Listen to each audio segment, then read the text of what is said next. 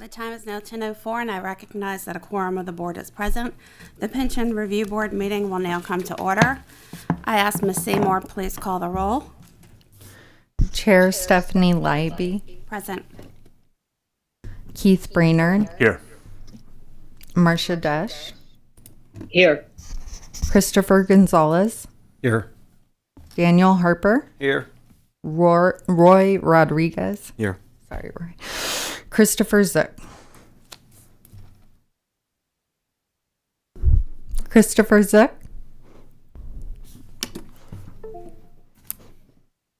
He's here.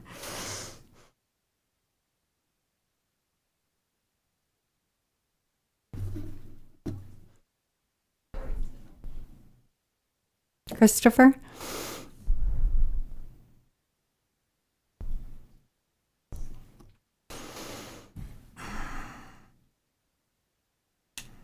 You are muted on your end, it appears, Ashley. Christopher? I can hear you now. Here. I thought it would be easier now that we're in the Senate room, but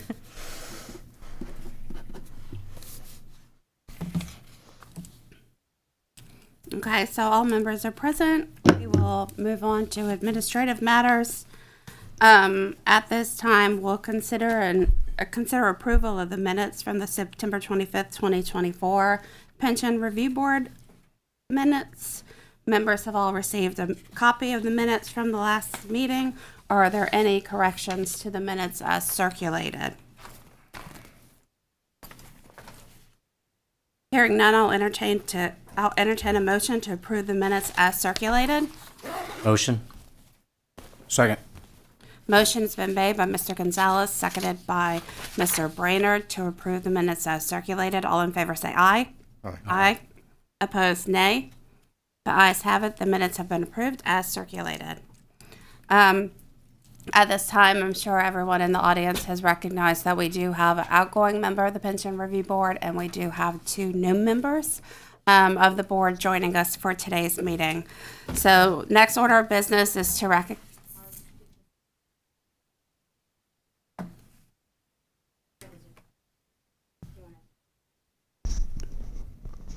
Can you all hear us now? We can hear you now. Okay. I can hear you now. Thank you. So we were just acknowledging the fact that we do have one outgoing board member from Pension Review Board, and we do have two new board members with us on the dais today. So at this time, we'd like to recognize Mr. Rob Rice and for his contributions that have been made to the Pension Review Board and recognize him for his service. So we do have a resolution, so I'll read that resolution. Whereas the State Pension Review Board has been honored by your appointment and by the appointment of many distinguished citizens to serve terms amongst its membership. And whereas Mr. Robert D. Rice was appointed as a member of the State Pension Review Board by Governor Greg Abbott on April 13th, 2021. And whereas Mr. Rice has served with distinction in his roles on the Education Committee and the Investment Committee. And whereas the members of the board believe that Mr. Rice's loyal and outstanding service to the board, the public employees, and other citizens of Texas deserve special recognition. Now, therefore, be it resolved, the board extends its deepest gratitude and appreciation to Robert D. Rice for his devoted service and exemplary leadership, and wish him the very best for the future. So at this time, I'll open it up to board member, if there are any members who'd like to make comment. Madam Chair, thank you. Rob, I enjoy the opportunity to serve with you. You brought a lot to the board, and I'm not sure where you've gone. I hope it's a better place, but we'll miss you here on the board, and I thank you for your service.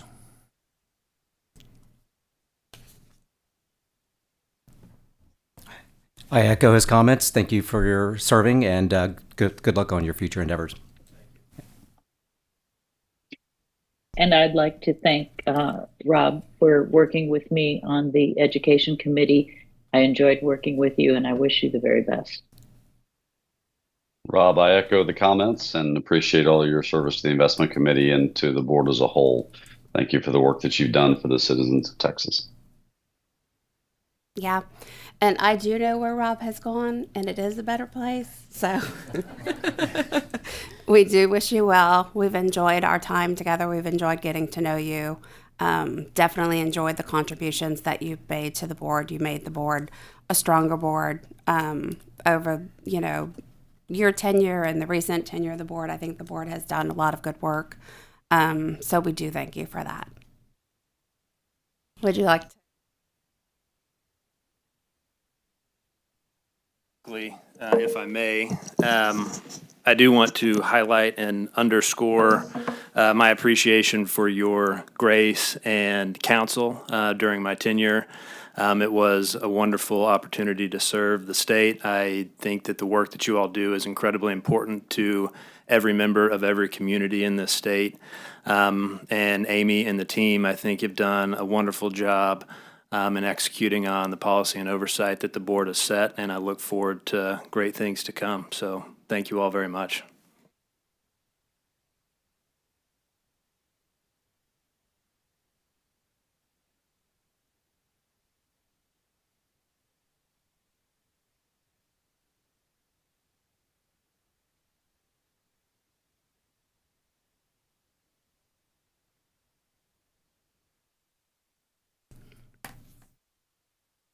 And now we'll move on to introductions for our two new board members.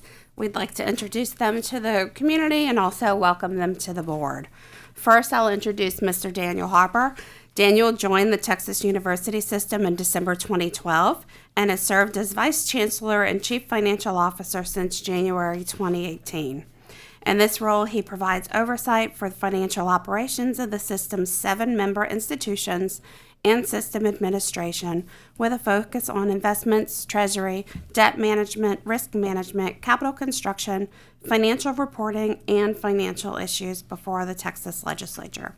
He also serves as treasurer of the Texas State University System Foundation. Daniel's involved in many civic and community service projects. He served on numerous higher education-related committees of the Texas Higher Education Coordinating Board. Since November 2016, he has served as chairman of the Housing Authority for the City of Kyle.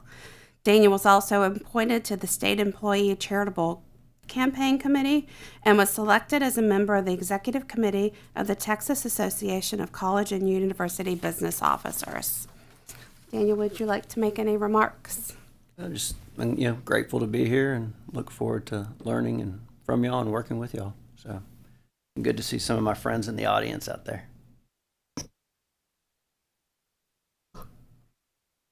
And then we're also pleased to welcome Mr. Roy Rodriguez, PE, to our board.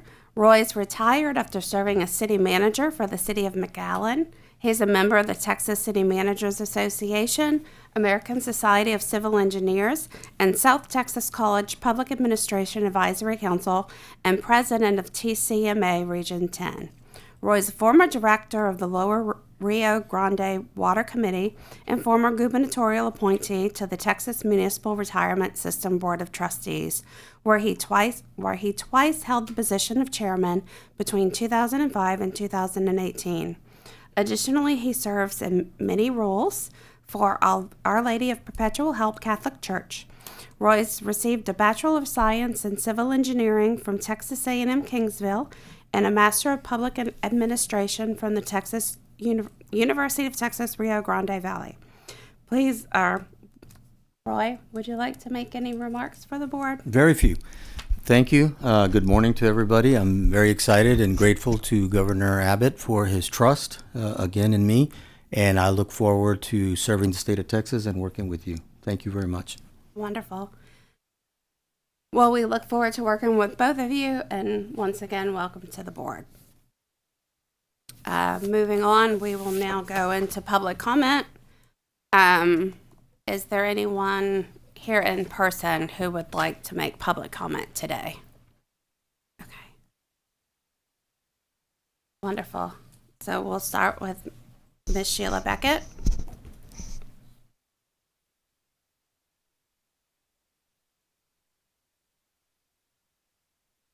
Good morning, everyone.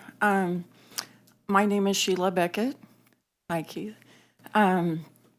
I've not done this in a long time, but I'm here actually to express interest in the agenda item you have today regarding the Nacogdoches pension plan. And I'm here on behalf of my sister, who is a member of that plan, and she's a retiree. And I would like to express appreciation for you having it on your agenda and you doing your role in monitoring that plan. And I would encourage you to continue to do that throughout their deliberation of the plan. As you are well aware, they are considering liquidating the plan, which I don't think is in the best interest of the pensioners. And I would encourage you to help them look into other options that might be available to them besides liquidation.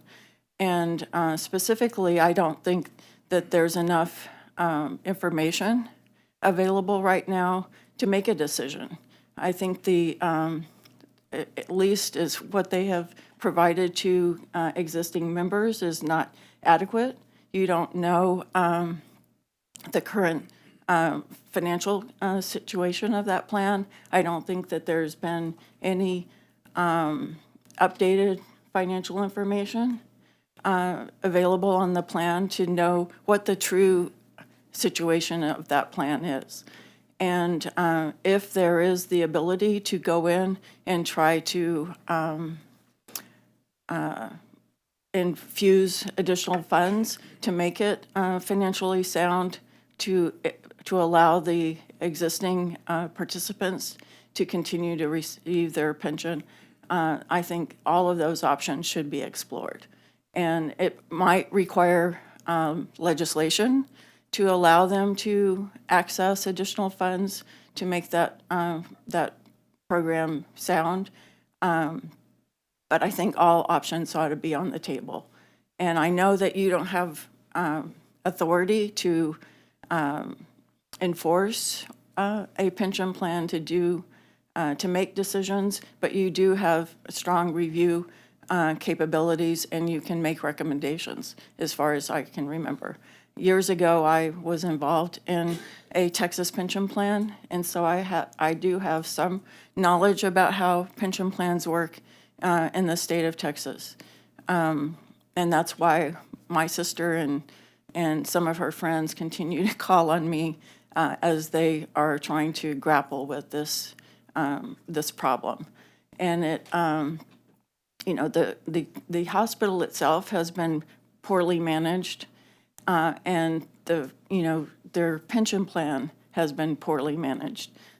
It was liquidated or it was frozen and then transferred from the Texas Hospital Association's administration to Principal Life Insurance Company to manage. And I'm not sure how those decisions were made as well. So I think there's a lot of fertile ground here to explore, some of the decisions that have been made and decisions that are going to be made going forward. And so I just wanted to bring that to your attention and put it into the record that there is a lot to be explored with this pension plan and the decisions that have been made. Thank you. Any questions? I'll be happy to try to respond, but I wanted to get into the record. Madam Chair, Yes. may I ask Ms. Beckett to briefly clarify the experience that she has with pensions in Texas? I've managed the Texas Employees Retirement System for 9 years, from 1996 to 2004 when I retired. And I've spent the last 20 years working for the United States Department of Treasury. And I knew Keith when I was in that capacity and was a member of the National Association of State Retirement Administrators. Haven't testified before a body in over 20 years, so, but I used to do this on a regular basis. Thank you. Thank you. Thank you.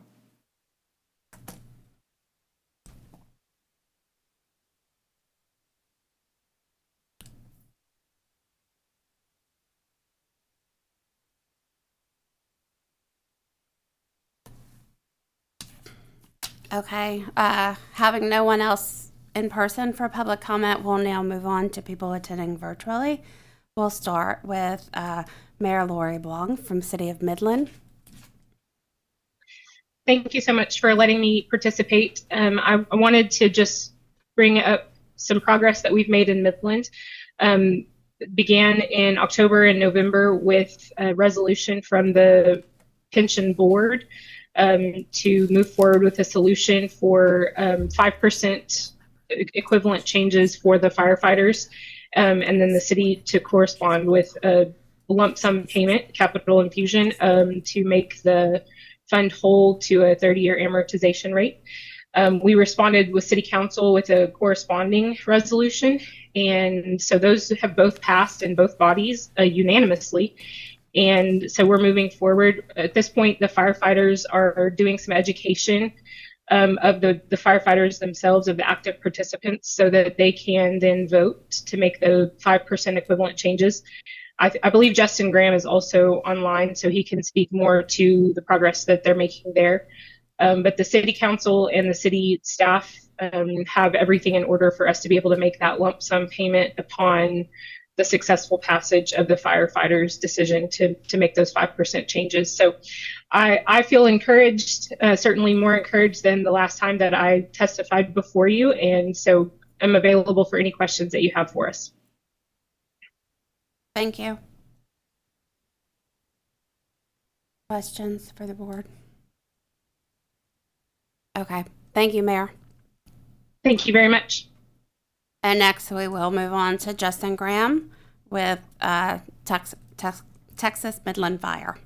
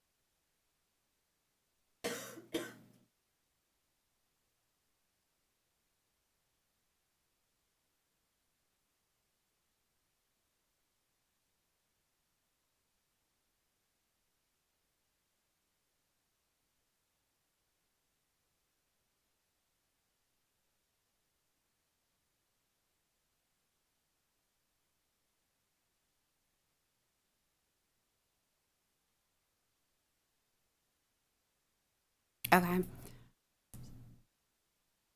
Yeah, I think we're having some technical difficulties getting Mr. Graham to comment during public comment. He has signed up to speak on agenda item 6A.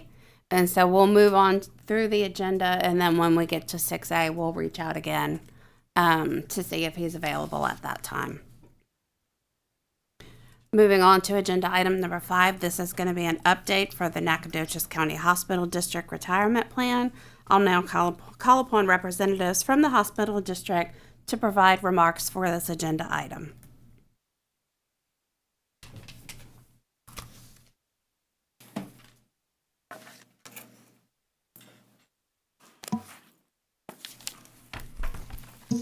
Good morning. Good Please morning. introduce yourself for the record, and you may begin. Good morning. I'm Rhonda McCabe, the CEO of the hospital. I'm Lynn Lindsay, CFO of the hospital district. At this time, I'd just like to thank you for allowing us the opportunity to give an update. Unfortunately, this is a very, very complicated process and involves many people, as Ms. Beckett referred to. I hope that you can appreciate the fact that me and Lynn were, and the current board members of the hospital district, as well as many of you, were not involved when the plan was started, when it was modified 3 or 4 times, or when it was frozen. So now we're all left with the burden of determining how to address this issue in an expedited, fair, and in an equitable manner for all participants. At this time, I would like to hand it over to Lynn so she can update you on the progress and where we are so far. And this basically, well, first of all, thank y'all for having us back. But my update is basically a timeline of what has transpired since our the hearing back in September 25th. On the 27th, we went back and had a special board meeting. At that time, it was to discuss impossible termination of the defined benefit plan. And there was a lot of discussion back and forth, but the board came back and took a no vote. What they wanted was they had asked administration to go and inform the members, the participants of the plan, try to reach out as much as possible to let them know what was going on. At that time, the following week, October the 2nd, Rhonda and I held meetings with current and former employees. And then a week from that, on October the 9th, we also held another meeting with, we reached out to the annuity participants and asked them to attend a meeting. We met with them and informed them of everything that we knew at the time. Then on October the 29th, there was a regular board meeting, and again, this was on the agenda for discussion and possible termination. At that point in time, there was two members absent, two board members absent. There were two members with conflict of interest that would not be allowed to vote. There was one member who had previously abstained back in the September meeting, and he had indicated he would be abstaining again. So it left two members to vote, and at that point in time, the board members decided they felt like that it needed a full board there to make the vote. So again, there was no action taken. On November the 19th, at the next regular board meeting, Lisa King, and she was with me last time we came in September, she resigned as a board member. There were two new members installed, and at that point in time, it was not on the agenda strictly because we felt like those board members needed to be educated on everything that was going on with the pension plan. The FY22 pension audit was presented at the board meeting, and that was the Forvis Mazars is the independent auditor who conducted that. He stated at the time that they would be doing FY23 and FY24 audit concurrently and hope to have those in January to be able to get caught up to date on those audits of the pension plan. So can I interrupt you real quick? When you all were here in September for our board meeting, at that time you referenced that your attorney or an attorney was going to seek an attorney general opinion about the potential use of sales tax authority that the hospital district has as a source of available funds to help shore up the plan. Has that request for an AG opinion been made? It has not been made, no. So everything we've been told by our legal counsel is that those government funds could not be used for that because of it being a frozen plan.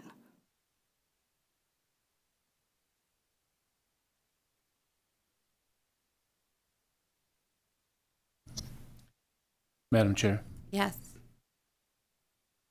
why don't you ask the AG? And we will. I mean, that has been talked. There has not been an official request been made. I mean, we have new board members that just came in November, and I'm sure there's going to be a whole lot more discussion going forward. But it almost doesn't seem like there is if you have all of these meetings scheduled with action items to terminate the plan. I mean, the sequencing that you just walked us through was of board meetings where the board was potentially going to vote to terminate the plan, and you just summarize the fact that the board didn't take action because they felt like they didn't have the full board present for that vote. So at least from my perspective, it may not seem like other options are being explored, but I don't want to jump to any conclusions. Well- But that's just, that's the impression that I'm getting sitting here. Maybe my words I chose wrong, because there wasn't any discussion, because there wasn't a full board there to go forward with anything. Okay. I have a question, Ms. Sure. I'm sorry, can you tell me what your respective positions are with the hospital district? I'm the Chief Executive Officer. Okay, And I'm the Chief Financial Officer. okay. And is the conflicts of interest that the two board members specified they had, is that public? I would assume No, that's public. that's public. Can you They're- tell they're us what that both- was? They're both participants of, well, the one board member, Lisa King, who resigned, her husband is a participant of the plan. And another board member is a participant of the plan, current participant. And how is that a conflict? I mean, why would they be on the board if that's a conflict in itself? They're on the board, but it was a conflict. The legal counsel said that it was a conflict for them to vote on this one item, on this agenda item, about the possible termination of the plan. Okay. Well, I'm with Keith. I mean, I don't understand why the hesitation on the AG opinion, whether you have new board members or not. I mean, that'd be a great tool to have, no matter what the answer is, for you to move forward. We will get with our legal counsel. I mean, Yeah. they have, that has been presented. I can grant you that has been presented. But why the official request, it's my understanding we would have to go probably to our county attorney there in Nacogdoches to request that. So, And my final question, why are you so far behind on the annual audit? when I came in 2021, July of 21, they were behind at that time. And there has been it's been a catch-up, and there's been BKD out of Waco, were our independent auditors, and they've gone through, I think, 2 consolidations. Now they are Forvis Mazar, and there's been turnover, and I mean, Wow. Madam Chair, I have questions about the conflict of interest issue. Y'all are an 810 plan. 810 refers to the state statute that that authorizes you to have a plan.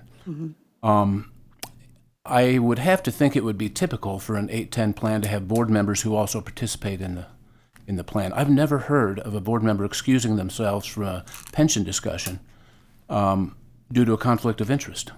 I can only say that was at the request of our council. And did that come recently? Yes.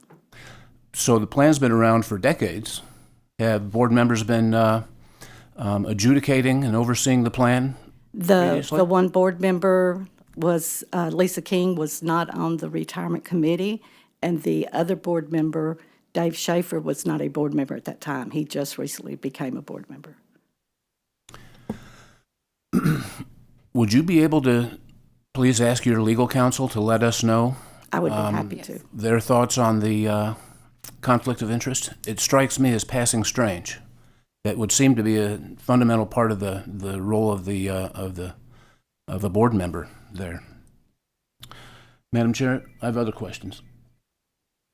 Starting point of any pension plan is the liabilities, and the actuary measures the liabilities. Do you have an actuary on retainer?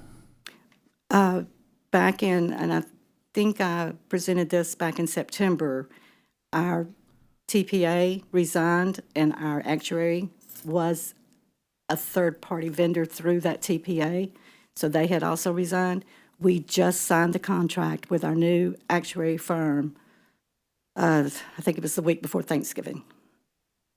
And I told him, I said, be ready to hit the ground running. So presumably that person is measuring your liabilities and your assets? Yes. Have you submitted to the Pension Review Board the latest count of your assets and liabilities? We submitted our FY22 audit. That is it's been the latest submission. Does that include an assessment of your long-term liabilities and the Yes. unfunded liability? Yes. What is the funding condition of the plan? The funding condition of the plan right now, the plan value is at $32 million, roughly about 71%, I think. And I really So the assets are roughly 32 million, and it's funded at about 70%? yes. Okay, so we've got an unfunded liability of maybe 6 or 8 million. I don't have those numbers in front of me, but But those have been submitted to the Pension Review Board? yes. We have those. Yes. And you're saying that when y'all closed the plan, what year did you close the plan? 2017, it was frozen in September of 2017. And you were fully funded at that time? Not at that time. There was additional contributions made up until, I believe, either May or June of 21. And at that point in time, I think the valuation report in July showed a 104% funding of the plan. So in 21, when you stopped taking contributions, the plan was fully funded? Yes. And you're saying that since 21, the plan has accumulated an unfunded liability of 6 to 8 million? Mm-hmm. Have you passed on all of that detail to the Pension Review Board? The history there? That's very interesting history between 2017 and the present. What the funding condition was when you closed the plan, the funding condition when you stopped taking contributions, and the funding condition today. I do believe all those valuation reports are filed with the Pension Review Board. Okay, thank you. Do you have enough board members who can participate in order to make decisions, who have not excused themselves? That would leave us with 5 that, no, actually, 6 now. There's only 1 now because Lisa resigned. Well, we haven't replaced her position. 6 of 7. There will be 6 of 7.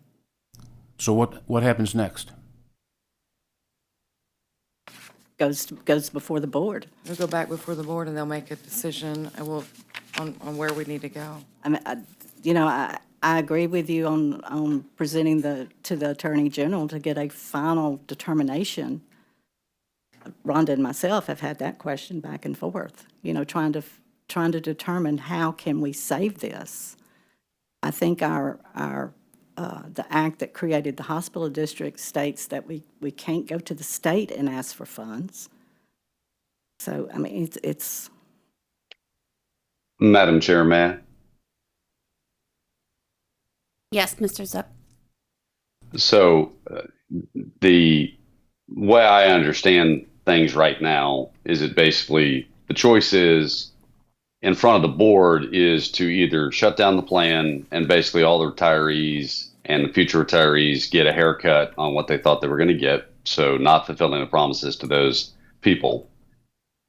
And then right now there's no other second option that's being considered.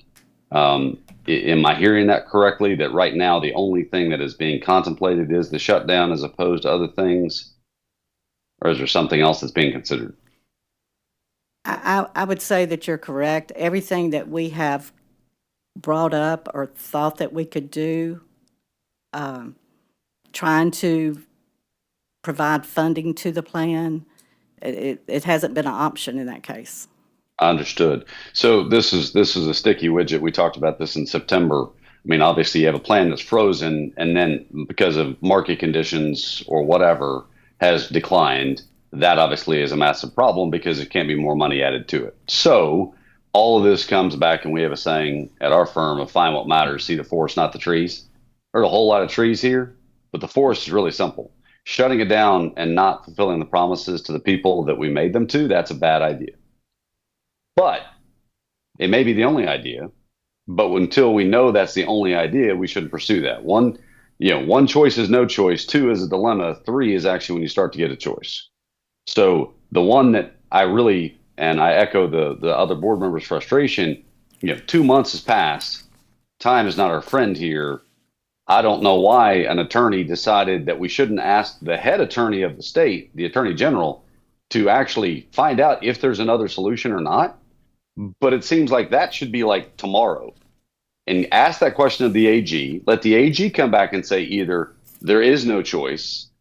And then if there is no choice, we'll know that between now and legislative session.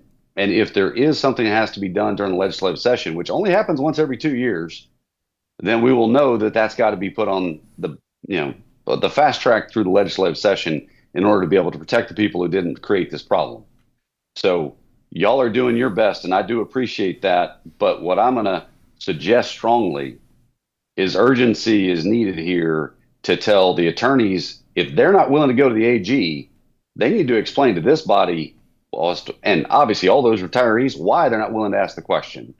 Get that question asked, see what the choices are, and then obviously we can all come together as hopefully a group and find a solution. Thank Madam you. Chair, Yes, Ms. Dush? may I ask a question? Yes. I am echoing some confusion here too. It sounds like you froze the plan in 17, but yet you made contributions up through 21. So I'm confused by the fact that you're saying now that just because the plan is frozen, you're not able to make additional contributions, but you did that between 17 and 21. So again, just confused as to what the status is on whether or not there are some alternatives regarding funding. The other thing is with the new actuary, there should probably be two valuations. One is to value the plan as an ongoing entity, which when you did the 104%, showed the 104% funding, that was probably done on an ongoing basis.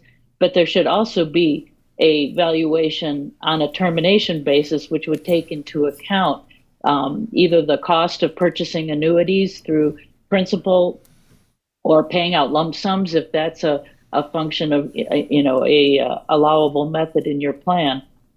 So there should be a couple of different measures of funded status that are presented at this point in time if you're considering termination. And again, confusion because we heard in public comments that participants, particularly some retirees, don't feel that they were well communicated with, and yet you have held meetings. So I'm a little bit confused there as to what the status of what you've communicated to the membership and whether or not they understand what the situation really is. First of all, I want to address, is it Mr. Zirk? Dush. Zook. I can assure you that our lawyers will be getting a phone call when I leave from here requesting that AG opinion. Okay. As far as the contributions, it was our understanding, and I think we were presented with this, and Rhonda, you can correct me if I'm wrong, but we were presented that those contributions could be made at the end of, when the plan was frozen, there was a liability there, and that could be made, that liability at that time. It just took, because of the status of the hospital, it took time to make those contributions, okay? Because there's no additional contributions being made by the participants is why we were told we could not make any additional contributions now. Who told you that? Counsel, I do believe. In-house legal counsel. Yes. So, yes, that was our Independent counsel. understanding. Yeah. We were still making, yes, to Lynn's point, we were still making our contributions up until 2021. I mean, you know, you can't independently look at the fact of the financial situation of the hospital and kind of where we went and the fact that we were sold and that all of those transactions that occurred from 2018 to 2022, and then when we had to go in, when the owners that we sold it to declared bankruptcy, and then we went back in, all of those kind of contribute to the timing of the financial situation that you were, it's just been all very complicated in addition to this whole issue going on. So, Madam Chair, I suspect I speak for the whole board when I say that we're not directing our frustration at you. You're just the people who showed up. we understand. That's what we've been hearing all along. We are frustrated at a situation that is in place. So don't take this personally. I completely understand, and I completely understand all the participants in the plan. It's just trying to find the best way for them. Have you all ever used sales tax revenue to make contributions to the plan? The sales tax revenue that the Nacogdoches County Hospital District receives goes into the general account, and it is used where needed. I mean, there is no... So it's fungible. Sales tax money has gone into the account, Yes. and you've used the account to make contributions. You're Contributions saying up- you can't make contributions anymore? That's what we've been told. Has anybody sought a second opinion on that? That seems like a really vital piece of information, the legality of more contributions. Wouldn't you agree? I absolutely would agree. In addition to that, I would also tell you, and this is where I think if we had any support from the state, you're looking at a hospital. I mean, we are an independent county district hospital that is ran on sales tax, not property tax. So we don't get a lot of funding, and we are 2 hospitals in one town, and we have a lot of competition. We are not flush with cash. So we sit here also and struggle and think, even if we had the ability to fund, I'm not sure where that money would come from. Okay, well enough. The Pension Review Board staff is getting a lot of calls about the condition of the plan. Why are they calling why are your participants calling the Pension Review Board and not y'all? I don't know, the participants also called our accountants and wanted that information. I think, and I understand, they are so frustrated, they want information anywhere they can get it. We don't have a lot of information either because we just recently hired our actuarial, so we're trying to learn also exactly where the plan is and what all of our options are. Do you have a dedicated line set up or someone dedicated to responding to these complaints and concerns? Who do they get when someone calls and wants information, a participant, and this is real life stuff for them? Absolutely. Right? And correct. Who do they get and what are they told? I normally talk to them. They get you? Uh-huh. Yeah. Do they have your number? It's very easy, yes. I mean, it's on the website.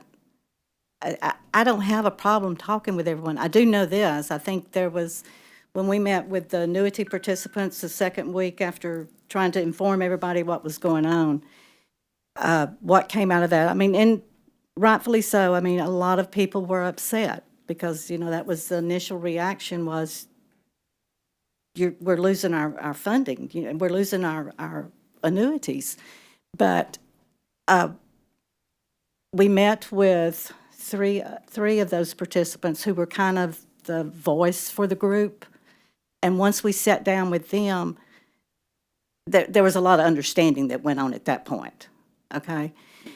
But there was also these emails going out, and they were instructing everybody to contact the Pension Review Board. So, okay, that's interesting. Is there a website or is there posted somewhere in a publicly accessible information place that informs your participants about the status of things, such as we don't know, we're working on it, anything? Is there a place they can look online? Have you notified them by mail or email? What proactively have you all done to communicate with these people? again, we obtained a mailing list from principal of the annuity participants. We sent out a notice to those identifying we were having this meeting, wishing, hoping that they would attend, they could attend. We also provided an email address for them to send any questions to. And I believe we checked with Hannah last week, Secretary, and there had not been any comments issued there. So. Thank you. Madam Chair, I have questions. Yes. Okay, so a couple of different lines of questions. The first is regarding governance. What is the composition of the board? So is it like 3 members, city officials? What's it comprised Seven of? elected board members. From any capacity or? Mm-hmm. And are they tenured for 3 years or what's 2. the term? 2 years, okay. The sponsor is officially, the plan sponsor is officially the hospital district, is that correct? Okay, and so by default, you guys are the administrator of the plan? Okay. So that's one line. Thank you for that. The other is, last time you were here, you spoke about the investment portfolio. And I guess it's sort of a dated portfolio. It had not been reviewed and updated in a number of years. Has anything transpired since our last meeting? Not since then, it's still 60/40. Okay. Do you have an investment consultant in place? Do I have an investment? Investment consultant advising the board on the investment portfolio? We do. We have quarterly reports that are put out by principal. Okay. But are they making recommendations or are they just managing an existing They're portfolio? just managing existence. Okay. Are there any intentions to, because this is a separate matter, right? You have to make the investment returns in order to help fund in another way the plan. Are there any intentions to review from an overhaul perspective the investment portfolio? Yes. And make decisions? Yes. Okay. Is that your term? Yes. I mean, it would be my call to have that meeting with principal, and let's try to get something moving. I mean, and basically I was hoping that we would have this actuary firm in place much quicker. We didn't, but I think now we can move forward with a lot of things. Okay. Thank you for that. That's it. Madam Chair, may I ask a question? Yes, please. You've outsourced the investment management to principal. You've outsourced administration to principal. Are they also functioning as the actuary? No. No, So they're you've not. hired a separate organization as actuary. That is correct.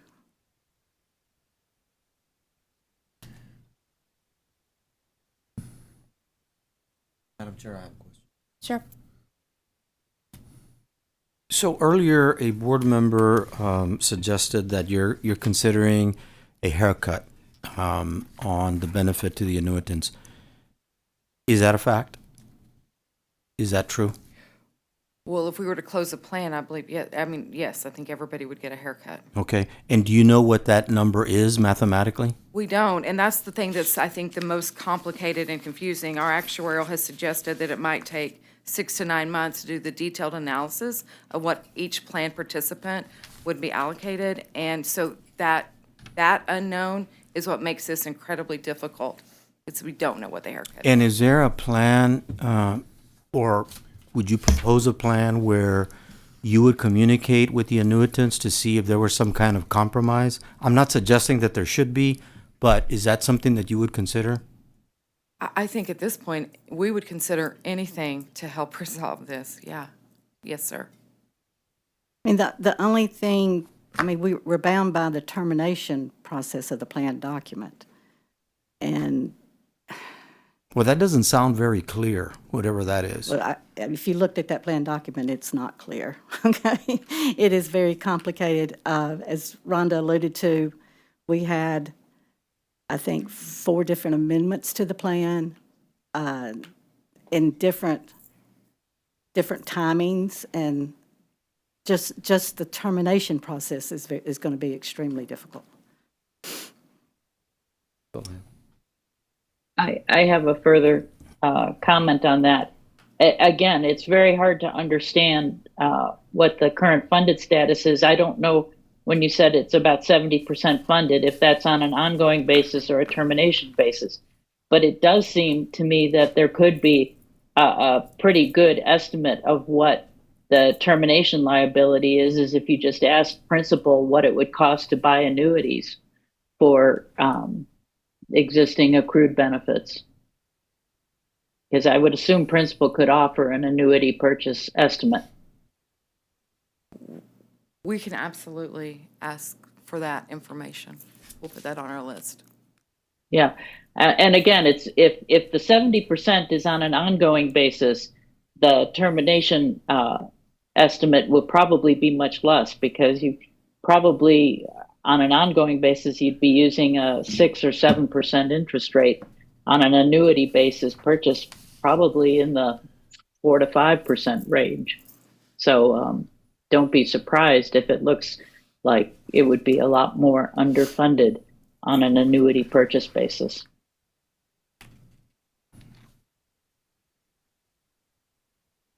Madam Chair, I would just like to ask that the board please be in continuous communication with the Pension Review Board staff as you learn these things. Yes, sir. I think we're together that you're going to seek out a legal opinion.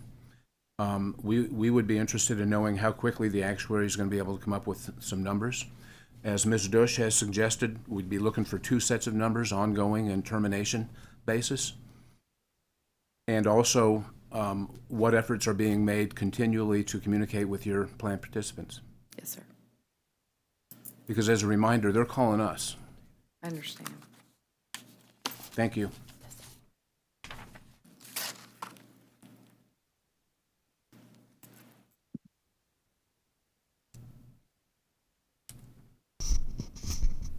I just want to say, David, do you have something to contribute to the conversation?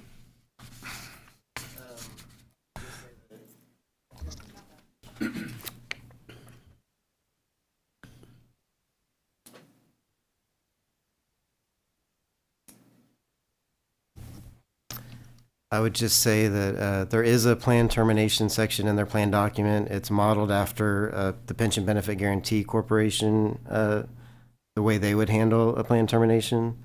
And so it is pretty clear what the order of operations is to do that, but it would take an actuary to go through all those steps to determine, it'll start out with something like they have to first fund all the member contributions, then you would look at the retirees and so on. And so there's a specific order of operations of which benefits get funded first until all the funds are depleted.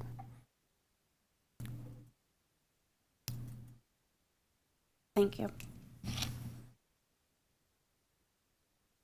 Yeah, I think I just want to echo what Keith said about the need for continued communication between you all and especially Pension Review Board staff.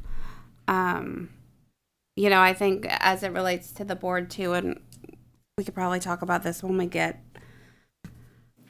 into the agenda a little later, but typically we don't have board meetings during legislative session, and we're not scheduled to have another board meeting until late in 2025, or July? Okay, till July of 2025. But for me personally, I feel like either a board meeting or a meeting of the actuarial committee sometime during session may be necessary, just so that we can have a formal update on this, because I think going from now until July without having any formal communication between the plan and the board is just too long of a time period. Agreed.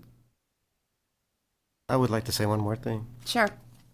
I would urge you to look at the mortality assumptions being used if you ever do terminate the plan.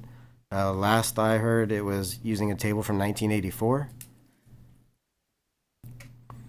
And so obviously that was quite a while ago. And if you think about what a life expectancy was for, say, an 88-year-old retiree in 1984 versus today, it might have been 3 years back then and 6 years today, and that's a big difference. And I just want to make sure everything's equitable, that we're using something more modern. Yes, sir, we will definitely look into that. And I believe, that's what we need to confirm with our actuary, I believe some of those did change, and I think that's what's happened to some of the funding, is the tables changed, and then that's why our funding percentage went down. But we need to clarify all that with the actuary once we get that done. Okay. Yes. Anything else from the board? Anything else you all would like to say? Thank you. Thank you for allowing us the opportunity. Madam Yes. Chair, I think Ms. Beckett wanted to say something. Please come up to the microphone. One final comment after hearing this. I think the biggest confusion with the participants is they have the meetings, but there's no paper information being provided. They don't have, the audits. They don't have financial reports of the plan. They're just being communicated orally. I think that's a shortcoming. But it occurs to me that without current actuarial information, how do you make a decision about the financial condition of this plan? the information that I think that you have and that has been, that they've been operating on regarding making these decisions is very dated. And if the investment portfolio is indeed 60-40, 60% being equities and 40% being fixed income, the value of this plan should have changed significantly. It should be in a much better condition, but we don't know. And so it seems to be very premature for them to be entertaining a decision about liquidating or terminating this plan until you have, good, hard information from an actuary. An auditor usually does not give you opinions about the actuarial condition of a plan. I've never had an auditor give me that information. It's always come from an actuary. So I'm really very pleased to hear that the board has entered into a new contract with an actuary that will be able to try to figure these things out and give everybody more information. I think, if I understand principal's role, is that they're merely the administrator. I think, the investments have gone into their portfolios, but I don't think that they're managing this pension plan at all. It's just, been frozen at whatever the asset allocation was determined at the time that they became the custodian. And so that's my comment, is that it just seems very premature to make a decision as significant as this is without adequate information and without communicating that to the participants. Thank you very much. Thank you both. Thank you.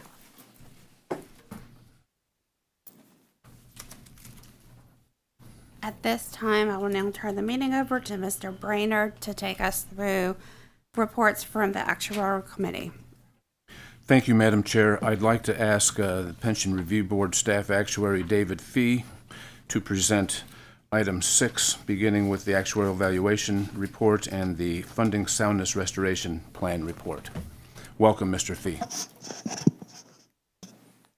So I'm David Fee, the staff actuary, here to present item 6A, AV report and FSRP report. So today we'll go over the changes since the September board meeting. That includes new updates for a few systems and a list of systems that changed expected return and payroll growth assumptions. We'll look at how key counts and averages have moved over time. We'll review key metrics by system type.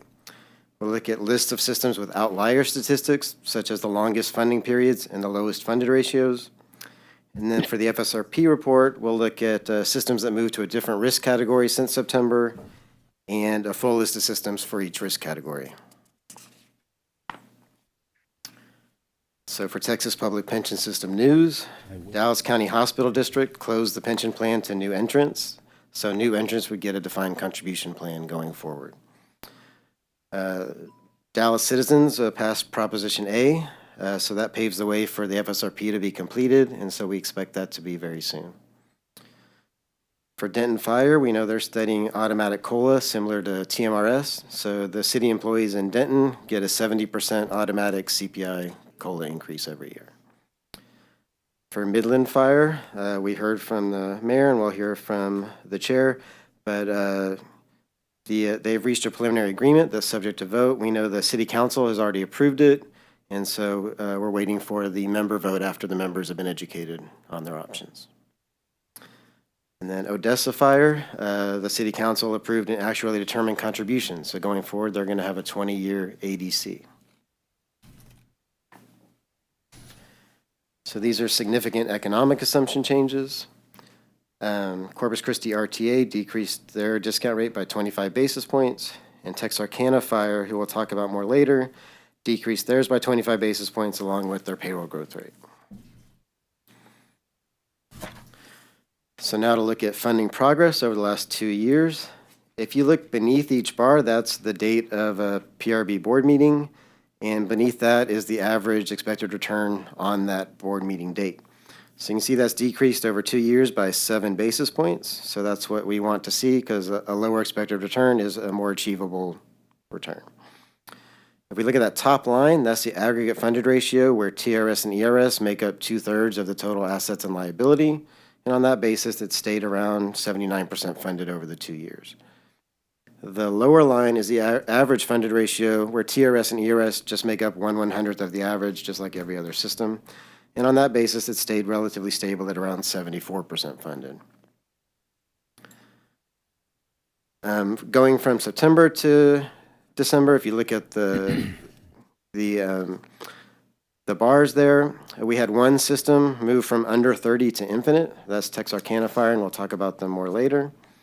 But going back for the 2 years, if you go back to December 2022, we had almost 30 systems over a 30-year funding period back then. And now we have just over 20 2 years later. And within a year, we could easily be under 10. So now looking at system overview by type, you can see our 7 statewide, 42 TELFRA, 17 municipal systems, and 34 810 systems. And this shows the median return, median funding period, and median funded ratio. Most of them are similar to what was there in September, but the 2 down arrows show that there was improvement in the municipal funding period and the 810 funding period. Looking at the box on the right, you can see that the TELFRA firefighters tend to be the most optimistic of our plan types, with many expected returns a little bit higher, with a median return of 7.25. And then in that lower left box, you can see that 40% of TELFRA systems are above that 30-year funding threshold, and municipal systems, about 20%, are over that 30-year funding period. And if you look at the funded ratio, a little more than half of TELFRA are under the 65% funded ratio threshold, and about 40% of municipal systems are under that 65%. So this next slide is a new slide that looks at the 6-year trend. So we took the most recent valuation report and then looked at what was the same valuation report 6 years earlier and compared the differences. And so we'd want to see expected return decreasing, and we do see 30 to 50 basis point decreases across all plan types. We would want to see the funding period decrease, ideally by 6 years, because we're looking at a 6-year time frame.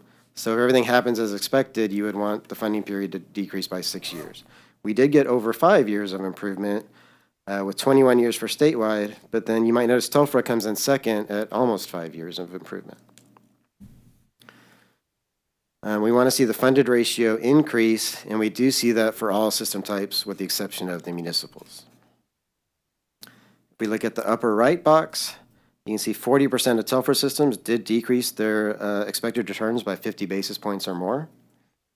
If you look at the lower left box, you can see about 2/3 of TELFRA and 2/3 of municipal showed funding period improvement.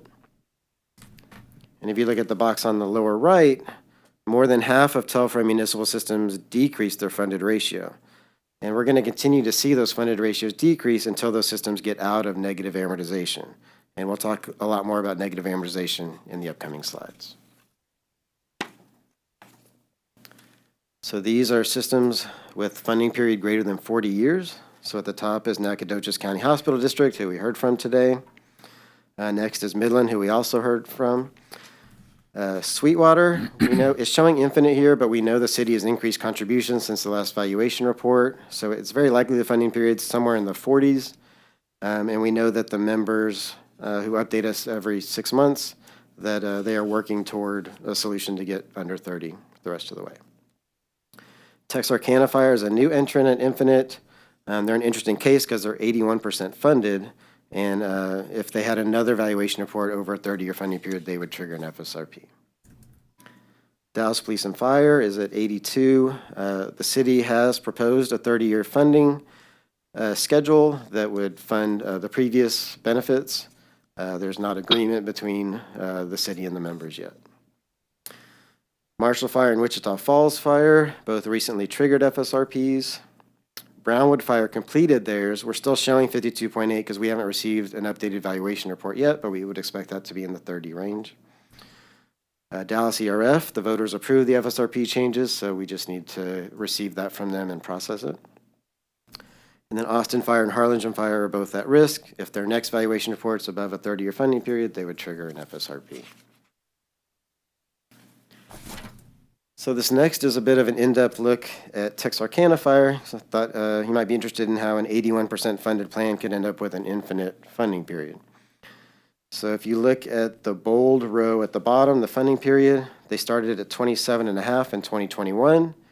Over a 2-year period, we would have expected it to decrease to 25.5. With experience, it's never going to be exactly what you expect. It ended up around 30. And then they changed a couple of assumptions. They changed the payroll growth assumption, which only increased it by about a year. For a lot of our systems with a lower funded ratio, that would have been a much bigger change, but for them it was just 1 year. But then when they changed the expected return by another 25 basis points, then it all of a sudden went from 31 to infinite. And so if you look on the right-hand column, the main point I would make is that a small change in liability, 5% over expected, creates a large change in the unfunded liability, which became 34% above expected. So, if you look at what the contributions were covering, in 2021, it was 1.6 million of contributions. That covered the 1.1 normal cost, and the 0.5 almost covered all the interest on the unfunded liability. If it had covered all the interest on the unfunded liability, that's where you get out of negative amortization. Then when we skip forward to the right-hand columns, they're putting in 1.7 million of contributions. 1.3 of that covers the normal cost. That leaves 0.4, which is roughly not much more than half of the interest on the unfunded liability. So these changes can make a big difference when you're on a fixed rate plan. So this is one that would be, an ideal one to go to an actually determined contribution. The good news for this system, because they're 81% funded, it wouldn't take a particularly large increase in contributions to get them back. But they do have a history. In 2017, they were 15-year funding period. 2019, it was up to 58. Then in 2021, it was down to 27.5, and now they're up at infinite. So they tend to bounce up and down, and so we'll see if in 2025, if it bounces back down under 30 or if they end up subject to an FSRP.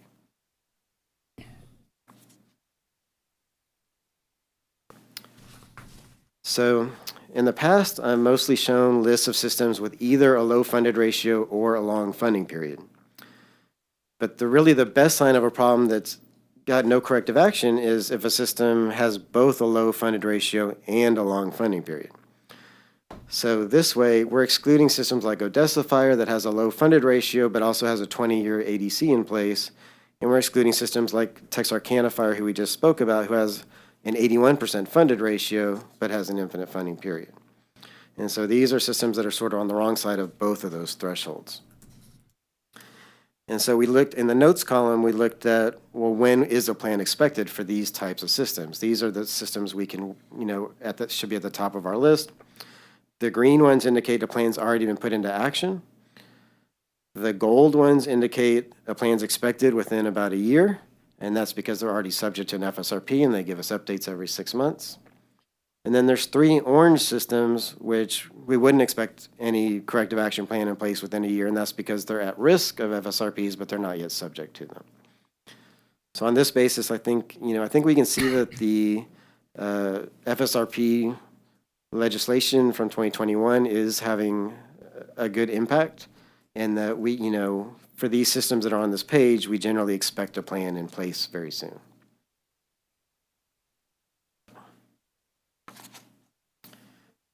This next slide is the illustration of a 30-year amortization period.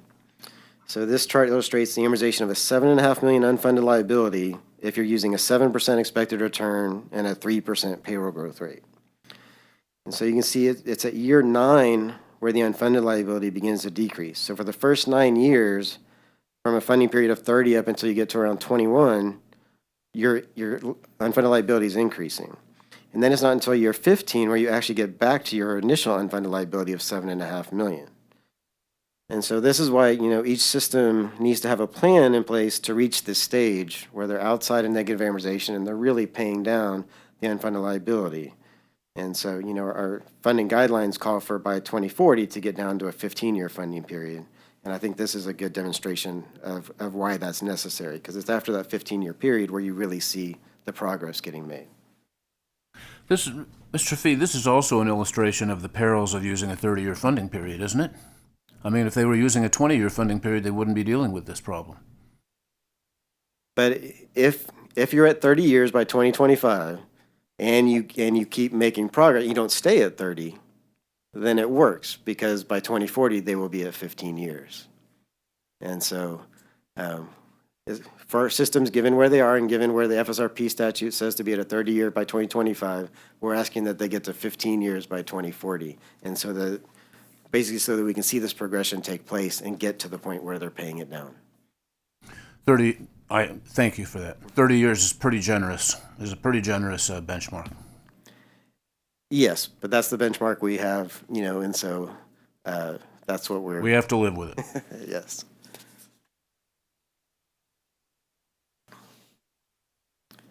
So the next slide just goes over avoiding negative amortization. So amortization happens when your unfunded liability is expected to increase from one year to the next. So we know the unfunded liability is going to grow with interest at normal cost. We know the unfunded liability is going to decrease with contributions. So we need the contributions then to cover the interest on the unfunded liability, and we need the contributions to cover the normal costs. And once you get to that point, you avoid that negative amortization. So these are... David? Yes? I'm sorry to interrupt. Could we go back 2 slides? I had trouble unmuting. One more slide. Just to ask the question about the orange plans. Are we communicating with those 3 plans about their situation and asking for any information from them? When a system becomes at risk, we send them a notification that they are at risk and exactly what that means and what they can expect, and a reminder of what all the rules are. And then we remind them when they get close to their next valuation date that it would be in their best interest to expedite that valuation and not to wait, because they have 2 years. If that valuation were to be over a 30-year funding period, they would have 2 years from that valuation date. Say it's January 1st, 2025. We don't want them to wait until February 2026 to process that valuation to where they only have 11 months to come up with a plan. So we do remind them about that issue and, to hopefully be timely in that valuation. And do you know if we've communicated with these 3 plans yet? I have to look at, if we look at the FSRP page, I know we've communicated with whichever ones have upcoming valuation dates. Okay. All right. I'm sorry. I apologize. I had trouble unmuting my phone. No problem. I have a question. Mr. Fee, on that same page, if we go back, plans in this example, lowering the discount rate or the expected rate of return on assets is not an option, right? So they're sort of stuck between a rock and a hard place when it comes to if they're 7.25 or higher, bringing it down to a more reasonable expectation. Well, they're not stuck. They can do it. Texarkana Fire is an example of a system that lowered their discount rate, even though it didn't make their funding period look pretty when they did it. But they did it because that's their expected return. So you're not locked in. I would advise systems to use the expected return or any assumption that's actually what they really think they're going to achieve, and regardless of what the consequences of how it makes the numbers look. Understood. Thank you. Yeah, and my point on that would be that, better to understand how, deep in a hole you are, so that when you do have to put a plan together, you put together one that isn't going to fail quickly. You want something that's going to have some legs, that'll give you some time to improve your funded status and improve the funding period. Agreed, and I think that's my point, is wouldn't it be a better time for them to consider lowering their expected rate of return in the face of this, so that they get an actual portrait of what it would really look like? Yes, we do encourage systems, especially when they're about to embark on an FSRP, to have as reasonable assumptions as possible. Yeah, and I would hope that my actuarial colleagues are complying with their actuarial standards of practice, and essentially, only certifying valuations using good assumptions, reasonable expected rates of return that can be based on the fund's asset allocation. That's right. Those actuaries ought to be out front telling them what it ought to be. Exactly. I do know that I believe Beaumont informed us that they were decreasing their discount rate, and they're at their one system on this slide. So the current 10-year expected return consensus that we're seeing is about 675. Just to give everyone in the room an idea. For a diversified portfolio? Sorry, diversified portfolio. Right. So a non-hedged portfolio. They have to be aware, though, that reducing the rate of return on investments increases their liability. So, I mean, there's a flip side to that coin. Right, but I think the point everyone's trying to make is that. No, I mean, I agree with you. They should be using numbers that are real, that are realistic. But that's what happens. That's the direct impact. Right, but the true liability should be based on whatever they really expect their return to be. Right. And along with that, again, I don't know the 675, what underlies that regarding an allocation, but the unfortunate thing is many of these plans are very mature and have high liquidity requirements, which, also, is a something that is difficult to manage and depresses returns. So, again, even seeing somebody with 7.25% or 7%, I have to question whether or not, they are being realistic. But again, I have to trust that the combination of the actuary and the board of the fund are making, good decisions regarding setting that assumption. Good point, Ms. Dush. Thank you. Mr. Fee, please. If we go forward, I think 3 slides.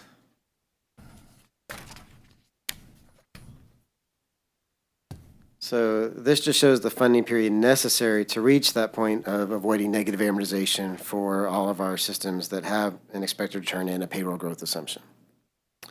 So you can see at the upper right, systems like Big Spring Fire have to get to 18 years before they reach that point.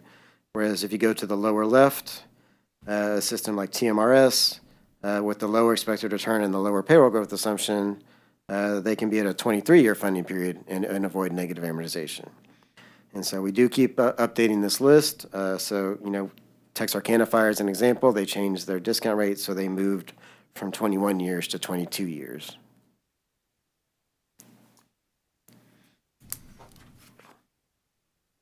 So next is systems with a fund exhaustion year.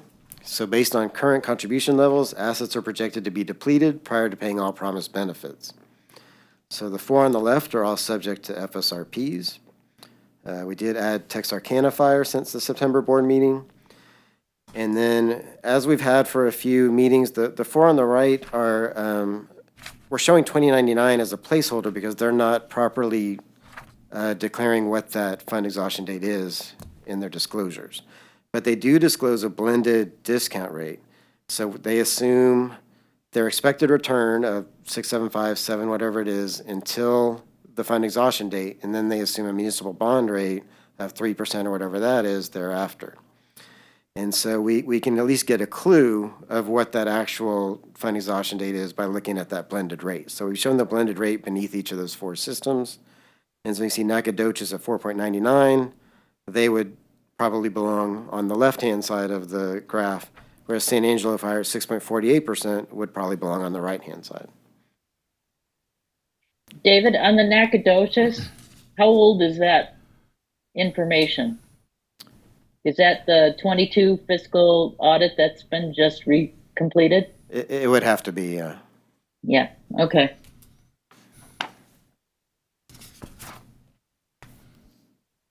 So next we'll go over actuarial terminology. Just before we talk about liabilities, let's talk about really what a liability is. So in this example, a member has 10 years of service, and he's expected to retire with 25 years of service. So when we talk about the present value future benefits, that's when we're talking about how to fund the full 25 years today. When we talk about actual accrued liability, if you look in the Astros blue section of the pie chart, that liability represents just the 10 years that that member's already worked. And then in the Astros orange section, that's the remainder of the pie, and that'll be recognized in normal costs over the next 15 years. There'll be 15 separate normal costs that'll reduce that orange into the blue. Waiting for the day that someone. That won't happen. Never. They will always be Astros orange and Astros blue. So with that in mind, that the liability only references the work that's already happened, the service that's already been accrued.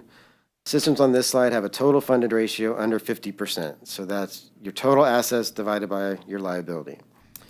And then they have a retiree funded ratio under 100%. So that's your total assets divided by just the liability for people who are already in payment. So if we remember that contributions come in as a percentage of pay while the member's an active employee, it's imperative then that each member's liability be 100% funded by the time they retire. So we really never want to see retiree funded ratios below 100%. Now, it's the systems without the asterisks that have both a low funded ratio and a long funding period. So, even though Marshall Fire and Odessa Fire have similar funded ratios, we'd be more concerned about Marshall Fire because they do not yet have a plan in place, whereas Odessa has a 20-year ADC now.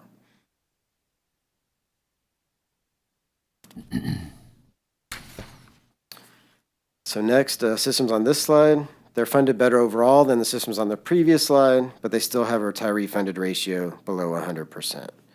And so again, we'd look at the systems without the asterisks as the systems that have not yet completed a corrective action plan.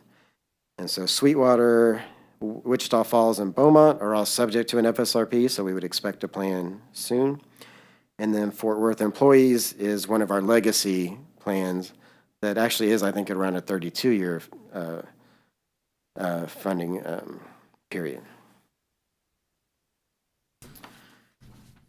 And then on the next slide, systems with employer normal costs below 1%. So the normal cost percentage, that's the percentage of pay it would take from date of hire to date of retirement to fund the member's benefit by the time they retire.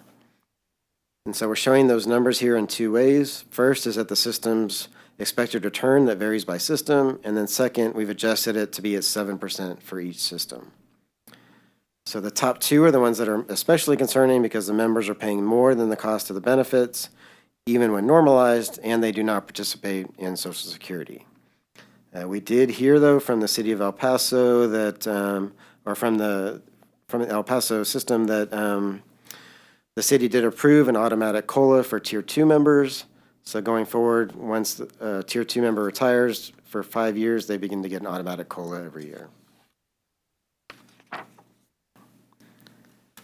So next is systems with employer normal costs for new hires at or below 0%. So this is similar to the previous slide, but it includes new hires only. And so you can see here that Abilene Fire and Galveston Police become much more severe when looking at just the new hires, just that tier. Mr. Fee, may I stop you, please? Are there questions for Mr. Fee to this point? Please, I would have go ahead. a comment. And again, this is something we've been talking over the last several actuarial committee meetings as well as board meetings.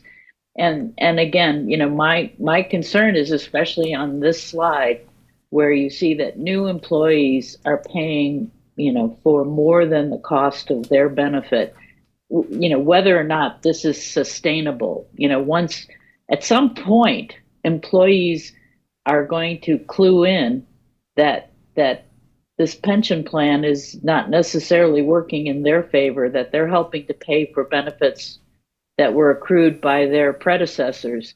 I just worry that the assumptions regarding whether or not this is sustainable is, an accurate assumption. And I'm especially concerned when they are not participating in Social Security. Yep, good point. Thank you. Other questions at this point? If not, let's take a brief break from that. My understanding is we've got Justin Graham here, who's the leader of the Midland Firefighter Group, and he's prepared to share his remarks. Remember, we had Mayor Belong speak to us earlier. So can we get Mr. Graham on the line? Can you hear us, Mr. Graham? Yes, I believe I can hear you now. Great, we can hear Sorry you. about the accident, or I had no connection earlier, so I didn't get to hear all of what Mayor Blanc said, but I want to just reiterate, I did hear the part where she said that we have passed a resolution on the board side, and the city of Midland passed a mimicking resolution. We are looking at, we're very optimistic that we're going to be able to get this accomplished. We're actually educating today and have been educating all week. This is our second round of education to try and get the members up to par on what they need to know. And we are looking forward to getting this accomplished and to being completely compliant and remaining compliant for the future. We also, we're looking to try, the ultimate goal was for us to move forward. We were going to move forward with the education, whether the city did their part or not, and we were trying to move forward as a board because we thought this was the route that it was going to have to go. We were originally hoping to get this accomplished by the end of this year. We don't know that we're going to be able to get it done by the end of the year, but we are looking, we should at least have a vote of the membership during the first quarter of next year, if not by the end of the year. And so we are, we're excited about it. And I want to thank the Pension Review Board, the board, and the staff for all the help that you've given us over this time. That's been, it's helped us a lot along the way. So I want to thank you all again. That's all I got. Madam Chair, may I ask a question? Please, Mr. Zook. Thank you. Justin, thank you very much. And Mayor, thank you. I know that this has been a long and arduous process that both of you inherited from people before you. So thank you for cleaning up their messes. The question I have for you, Justin, is, I heard what you said as far as education and getting the vote ready. I'm not familiar with the process. Is this something where you can just call the question and just set the date, or, how do you go about deciding? Because, obviously, as we talked about last time, when would now be a good time, in my opinion, to get this vote done? But I certainly don't want it to be 3/31. So what is the actual process to set the date? So the board can set the date anytime. The goal for us is to take a vote that will pass. And so we want to get that, that's the top priority, is to make sure that we can pass whatever it is that we're going to vote on. So we want to get out there and get some feedback from the membership beforehand. Midland has about 250 members that will be voting on this. So it's a difficult process to get to all 250 of those members because there's lots of daily life happens. So we're working on that now. This is the second round prior to us building the ballot, but we're looking towards building a ballot sooner than later, and then either calling a special meeting or at our next regularly meeting, being able to call that election so that we can move forward on that process. We're currently going through membership or trustee elections at the moment, which has actually placed a little delay in our process because of some of the things that are being ran on. So if that makes sense. So we're working to correct the record, and we're working towards that process. But it would not. We're looking at doing it in January at the latest. But I don't want to come out and say when that election will be. We're trying to go through the process and get it handled. So. No, I understand. You want to make sure you have a vote that actually you have the votes. The regular scheduled board meeting is when? So we have not board meeting. Sorry, regular scheduled membership meeting is when? It will be, well, our next board meeting is. Oh, I misunderstood you. I thought you said you had a meeting already scheduled with the Oh, membership. so we are having membership meetings right now where we are educating the membership. We're actually in one right today. That's Gotcha. that's why Gotcha. that's why I I'm not where I don't misunderstood. have. I misunderstood. I thought you had like a regularly scheduled membership meeting, and I misunderstood that. And so, from the perspective of the city mayor, once they vote and approve the plan that's been agreed upon, how long does it take to actually get the wheels in motion, get the money in the account, let it start earning interest for the benefit of the plan? I don't really I want can to res- speak to what this. Yeah. Yeah, I can respond to that. Mayor.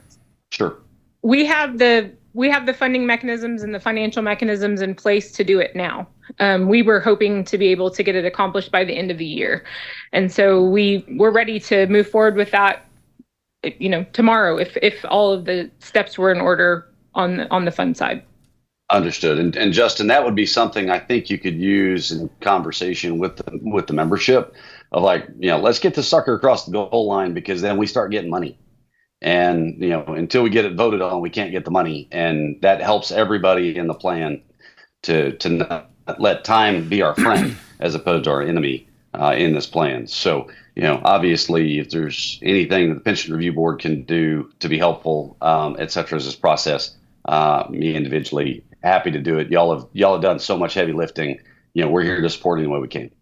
Absolutely, and we appreciate that. Thank you, Mr. Zook. Chris, go ahead. Sure. I have a question regarding getting funding. That's around the corner, assuming this all passes.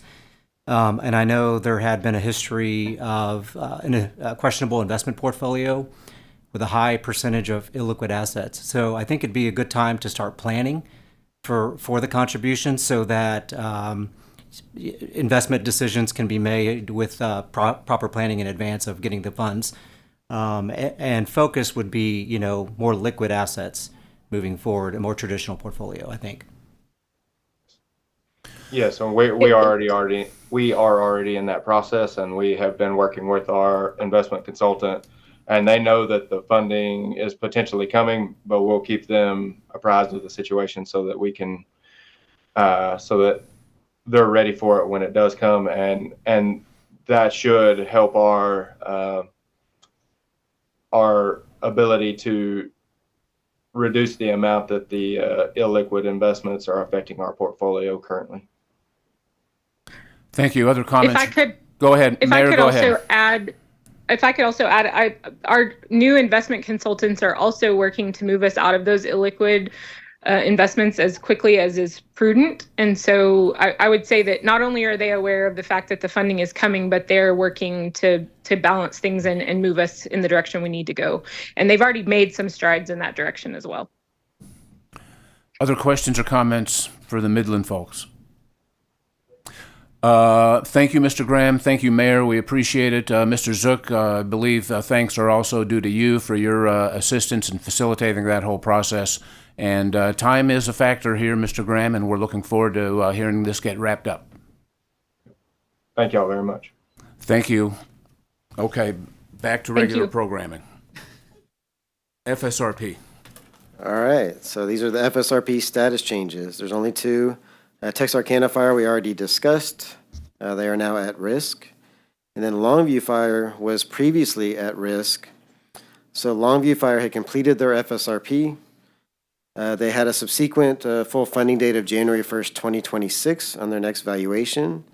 We reminded them that a relatively small contribution for that city would bring them to compliance with the FSRP, which needs to be fully funded by September 1st, 2055.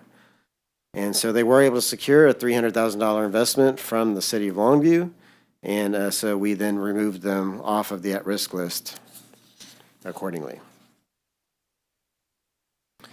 So next are systems immediately subject. This is the same list that we would have shown in September. All of them are due by September 1st, 2025, with the exception of Wichita Falls Fire, which, based on a January 1st, 2024 evaluation, is due 2 years later at January 1st, 2026.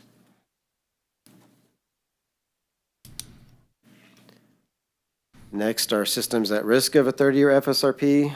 So this includes Austin Fire, Greenville, Harlingen Fire, McAllen Fire, San Benito Fire, and Texarkana Fire. And so each of these, if they have one more valuation report above a 30-year funding period, they would then trigger an FSRP. And one that should keep a close eye is Greenville Fire, because after September 1st, 2025, if a system is above 30 and has a funded ratio below 65%, that becomes an immediate trigger for an FSRP. So that's a system that even if they weren't already at risk, would always be sort of at risk because it would only take one valuation above 30 and below 65% to trigger an FSRP. So next, these three systems, Galveston Fire. Mr. Fee, one moment. Lindsay, can you back up one slide, please? Thank you. Go ahead, Mr. Fee. These three systems, Galveston Fire, Laredo Fire, and Longview Fire, they all completed FSRPs. They did have valuations that were above a 30-year funding period, but still with projected funding dates of prior to September 1st, 2055. So they submitted FSRPs earlier than the 2025 date, and they're still in compliance with that. Then we have two legacy FSRPs, Plainview Fire and Fort Worth, and they're both down to close to 30-year funding periods. And then we have our list of systems that previously completed their FSRPs. And if there's no further questions, I will move on to item 6B. Mr. Fee, one moment, please. Members, with the chair's indulgence, we're going to take a 10-minute break. 10 minutes. We're going to start in exactly 10 minutes. Thank you.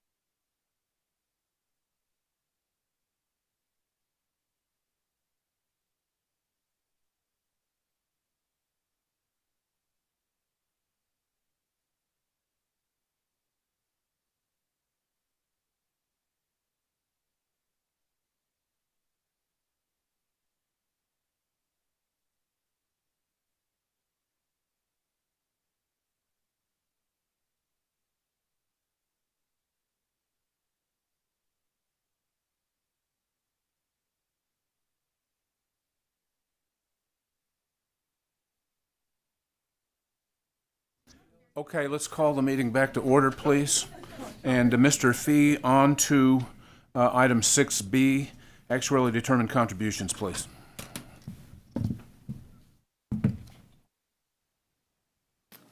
I'm David Fee, the Senior Actuary, here to present on item 6B, actuarially determined contributions.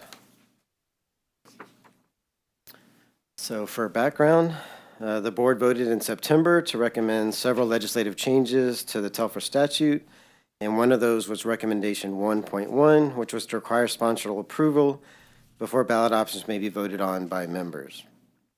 And the board also requested more information on actually determined contributions because we're considering a vote on requiring ADCs for Telfer systems. May I stop you? Those items that we voted on in September 2024, board members, in case you haven't seen it yet, are in your packet, right? Behind tab 6C, in case that helps. Is that right? 6C? No? Got him out of here. Right after this slides. It's, Just before 6C? right, yeah. Just before 6C. It's in the final pages of 6B. So as he refers to those, you could use that as a guide. Sorry, thank you. Before we get started, Mr. Brainerd, may I announce something real quick? Please, Mr. Zook. So forgive me for doing this, but as most of you know, I had a little baby granddaughter born that I am helping to keep an eye on. And so I'm going to excuse myself at this time if it is approvable, allowable by the board. How could we say no to that? Thank you very much. Thank everybody for your efforts, and we'll talk soon. Congratulations. Thank you. Thank you. Mr. Fee. All right, so looking at the current state, most Telfer systems use fixed rate contributions. Most non-Telfer systems have actually determined contributions in place, while some Telfer systems have negotiated funding arrangements, with more coming possibly with Midland. We're beginning to see the effects of the 2021 legislative reform of the FSRP statute. That includes 6 FSRPs that have been completed by Telfer systems since September 2021, 4 more due by September 2025, and 1 on January 2026. Those FSRP thresholds include a 30-year funding period and 65% funded ratio. Of systems with both a funding period over 30 years and a funded ratio below 65%, only 3 are not expected to have implemented a corrective action plan by January of 2026. And as a reminder, even without further action on requiring actually determined contributions, after September 1st, 2025, under the statute that's already in place, any revised FSRPs must use a 25-year ADC. So now we'll look at ADC percentage by system type. So if you look at the right, the 810 systems are almost all already on actually determined contributions.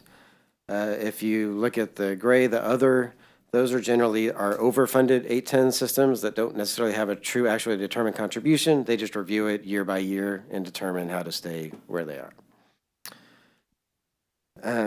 With the municipal systems, we're showing about half as ADCs, but really once Dallas Police and Fire, Dallas ERF, and Austin Fire become ADCs, we really only have a few left that are not, and that would include Galveston employees, San Antonio Fire and Police, and our El Paso plans.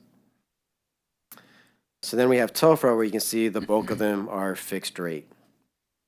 We do have some others for them as well, and those are usually our systems that are tied to the TMRS rate. We do have more Telfer actually determined contributions on the way, such as Odessa, which isn't reflected in this chart, and probably Midland.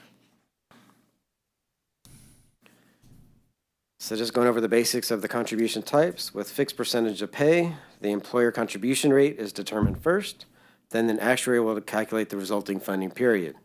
So the funding period is the item that will bounce around from year to year. With an actually determined contribution, the funding period is determined first, then the actuary will determine the necessary employer contribution. So it becomes the employer contribution that goes up or down from year to year. So these are examples of what a 20-year ADC could look like under a closed and layered approach. So with an ADC, the sponsor is always going to pay the normal cost plus the amortization of the unfunded liability. So in the first year, 2025, both the closed and layered look exactly the same. You pay the normal cost and you pay the 2025 unfunded liability over 20 years. But when you get into the next years, it starts to look a little different. So with the closed approach, you would take your new unfunded liability the next year and amortize that over 19 years, and then 18, and then 17. With the layered approach, you would pay your initial unfunded liability over 19 years and then 18 years, but each new year you'd have a new layer come in for any new gains or losses or other things that make a change in the liability. And so after 20 years, you would end up with a schedule of one layer being amortized over 1 year remaining, one having 2 years remaining, all the way up to one having 20 years remaining. The layered approach is what we tend to see the trend going toward because it's just a little more less bouncy. So these are sponsor and member risks by contribution type. So with a fixed rate, it's generally a shared contribution risk where both the sponsor and the members can have their contributions increase or decrease as necessary. With a common actually determined contribution, it would generally fall on the sponsor. So the sponsor's contributions would increase as needed, while the members' contributions would remain fixed. But we do have a few examples below of systems that have come to agreements where it's somewhere in between those. So with Galveston Fire, if additional costs are necessary, they'd be spread evenly between the city and the members. With Irving Fire, if the ADC is lower than a 26% total contribution, then they both share equally. But if it exceeds 26%, the members stay flat at 13%, and the sponsor would take on the additional risk. And members, of course, would cover the cost of any future benefit enhancements. And then Denton Fire, the city's actually paying a fixed rate, but they can lower it if an ADC makes sense with a lower rate. So now we'll take a look a little bit at risk, contributions, and decision making. So we think there are many convoluted arrangements these days, but if we think of just the basic defined contribution plan, the employee is going to take on the risk, the employee is going to control the contributions, and the employee is going to control their investments. And so everything is in alignment. If you think of just the most basic defined benefit plan, the employer is going to take on the risk, the employer is going to control the benefits, the employer is going to control the contributions, and the employer is going to control the investments. So everything's in alignment. But there's a balancing item that keeps employers who control everything like that from reducing benefits too far. And that balancing item is, if you provide poor benefits, then I, as the employer, are going to go find an employer who will provide better benefits that I'm seeking. So, whenever we're thinking about changes, we need to think about who controls the benefit level, who controls the contribution level, who controls the investments, and also this concept of employee mobility, which is if the employee doesn't like their benefit level, they can terminate their employment, and so in that way, sponsors have to compete for them by providing attractive benefits. So with that employee mobility idea in mind, we looked at what's the average vesting service for each of our types of systems. So on the left are 10 systems, which are generally around 5 years of vesting to become vested in your benefit. Municipal and statewide are around 10 years, although that's coming down. So as an example, ERS, my vesting requirement is 10 years, but a new hire would be 5 years. But if we look at TELFRA on the right, while a few have 10-year vesting requirements, the bulk have 20-year vesting requirements for an average of 18 years. And remember, TELFRA members can vote on their own benefits, and they have kept that vesting requirement at 20 years. And so thinking back to the previous slide, the employee mobility is that balancing item that keeps sponsors who control benefits sort of in check. But TELFRA members don't really have that same mobility.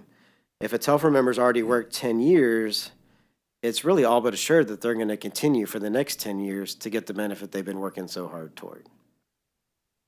And so that creates an employee retention that's very valuable to the sponsor.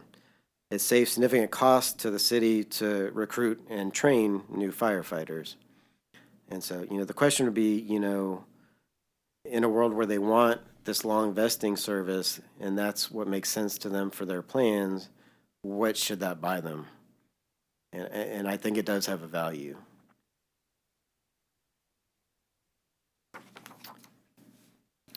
So moving on to the next slide. This is the benefit and employee contribution levels by system type. So on the left, the normalized employer normal cost. Here you can see that although TELFRA members vote on their own benefit levels, they end up with pretty identical spread of benefit levels as we see with the 810 members. And then if you look at the right box, you can see TELFRA members contribute significantly more than 810 members to get that same level of benefit. And then on the next slide, we're showing the same box on the left, but on the right, instead of showing employee contributions, we're now showing employer contributions. And it's the same story, but more important, that the employers of 810 systems are contributing much less than employers of TELFRA systems to amount to the same level of benefits they're providing. And so I think we need to answer the question why that is, which we'll start to on the next slide. So this is 10-year returns ending in 2023, and we're showing investment performance by system type. So we look at statewide, you can see 70% have achieved returns above 7%. If we look at the municipal column, 80% have achieved returns of at least above 6%. And if we look at the TELFRA column, only 20% of systems have achieved greater than 6% returns. And so then the next question, of course, is why is that? So we'll try and answer that on the next slide. So this shows investment performance by system size. And in a world where it may take $25 million to participate in a private equity investment, it pays to be big. And so the red dots represent systems with over $100 million in assets. And you can see in general, the red dots are in the upper half of returns. And the 7 TELFRA systems that are at 100 million or greater, 7 out of 42 systems, 5, they're all labeled on here, and 5 of those you can see are in that upper half. So it would really seem that, you know, the discrepancy isn't TELFRA versus non-TELFRA systems. The discrepancy is large systems versus small systems. And our small systems tend to be our TELFRA systems.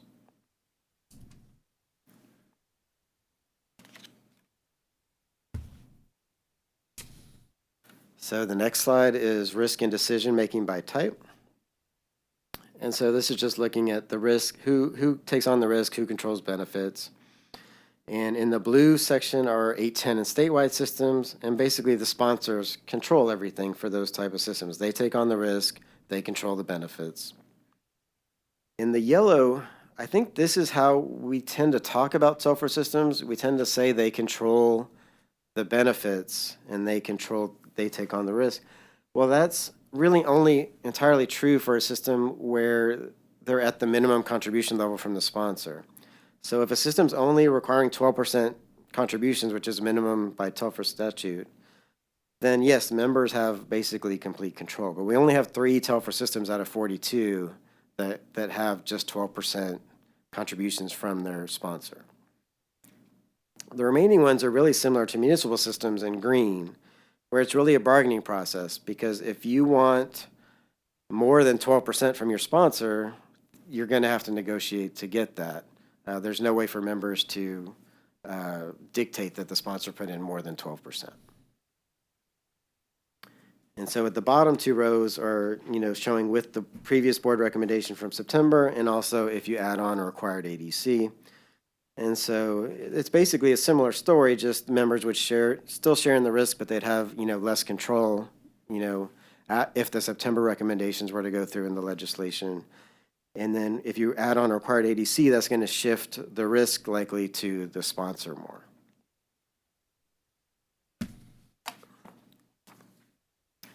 So here's some considerations to take into account when changing the TELFRA statute. One is restoration of benefit levels. So many systems have reduced their benefits, either for all members or for certain tiers, but they were expecting to restore those benefit levels once they improve their funding position. But what would happen, you know, with changes to the TELFRA statute, could systems be stuck with the lower benefits that were meant to be temporary? Could they become permanent?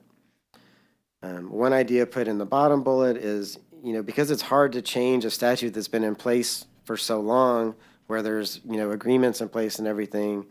One idea, to consider is if we're requesting statute changes, have it be for only firefighters hired after the effective date, because it's easier to fresh start for members who have never been in the TELFRA system than for these members that may have been in it for 20 years.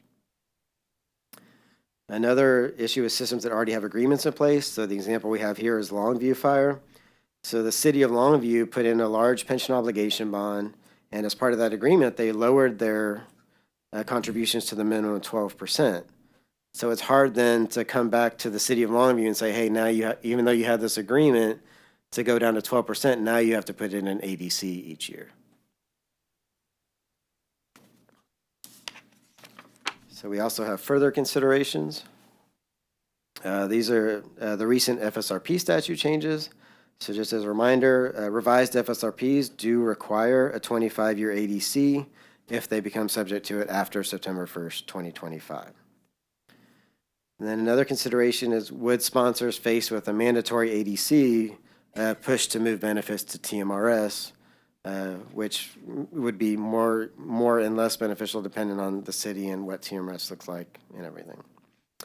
And then also, who controls the investment? So be dictating that the sponsor contribute to an ADC, but that sponsor wouldn't have control over how those contributions are invested.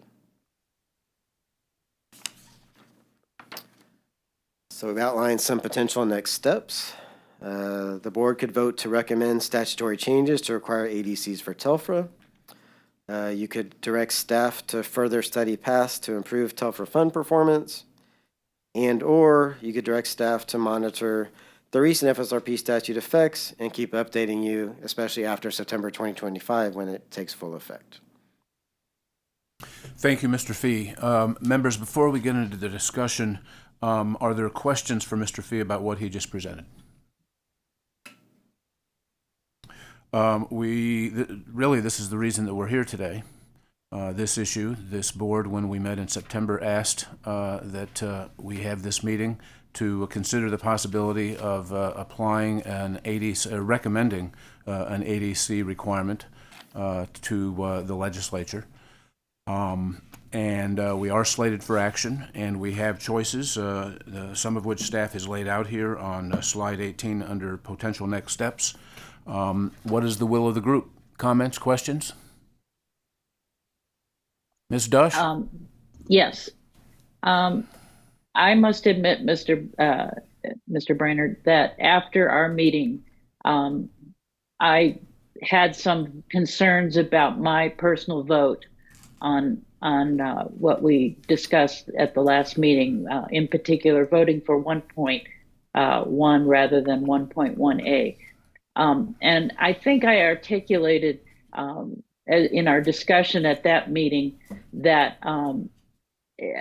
my concern was that if we were creating the TELFRA statute from scratch, I think I would totally agree with the fact that that the sponsor should control benefit levels as a part of compensation. But the more I thought about it, I think I might have made a comment to this effect, but it really stuck with me after our meeting, was that we're not starting from scratch. We've had the TELFRA legislation in effect for decades. And as David pointed out, decisions have been made based on that legislation. And so, quite honestly, I personally feel that if you're going to take away some of the powers of the pension fund boards, they ought to get something for it. And so, if we were to vote at this point, I think I would change my vote to 1.1A, just because I think it's unrealistic to try to go back and recreate the TELFRA situation from scratch. But honestly, after reviewing in preparation for this meeting, after reviewing the board book, I'm also impressed with the amount of progress that the FSRP statute has, in fact, brought to us. You know, the fact that the boards, in dealing with the FSRP rules, have really, you know, tried to create plans that are going to put them on a much firmer basis. And you know, at this point, I think it's maybe just premature to recommend anything like an ADC. You know, several of the plans will have to move to an ADC, or may choose to move to an ADC. You know, I do where I'm at is on this page. I definitely think there needs to be more study on how to improve fund performance for small plans. We've talked about that a couple of years ago. I think we'd issued a report on that basis. I would definitely think there's things that we could do there. And again, I think that with a lot of action due to happen before September 25 on the FSRP requirements, I think I would vote to monitor that rather than to make any dramatic change in the Telfer statute at that point regarding funding. Thank you very much. Appreciate your comments. Other comments or questions from members of the board? I echo that. Please. On the monitoring of the FSRP statute changes would be my preference. Thank you.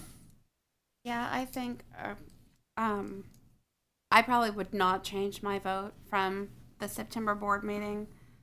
I do have a lot of concerns, you know, go back to some of the considerations that David outlined, right? I have a lot of concerns about the control of the investments and requiring the ADC contribution when the sponsor doesn't have control of the investments. That's a concern that I have, and I do agree with commentary from Marcia and Daniel that, you know, let's see how the FSRPs play out.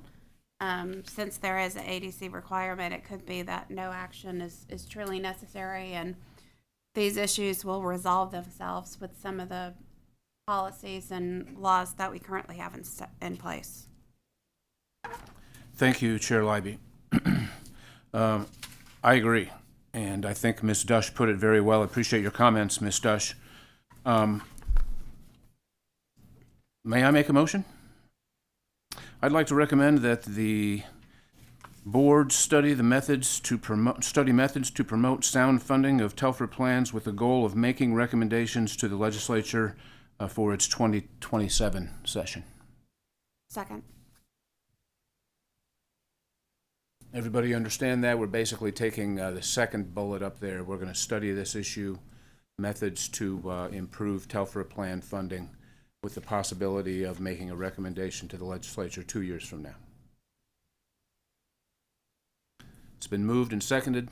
Are there questions? Discussion? All in favor say aye. Aye. Aye. Opposed, same sign. Motion passes unanimously. Thank you, members. That's it for...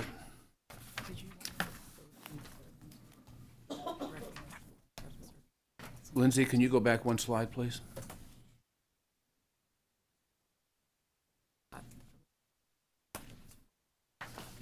You recommend that we do that?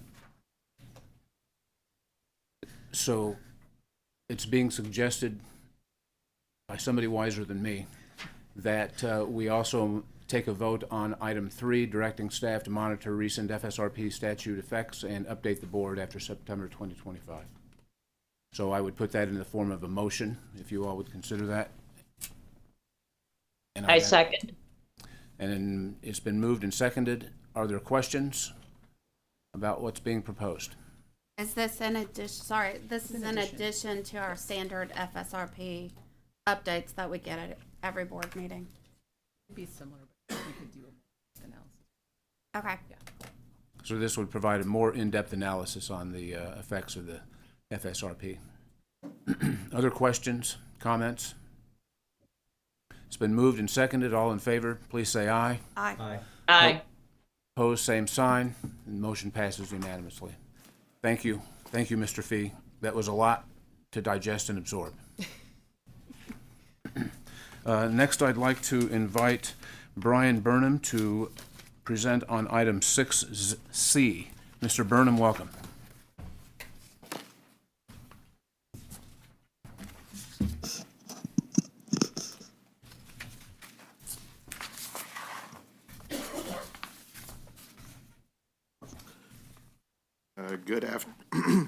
Good afternoon, members of the board.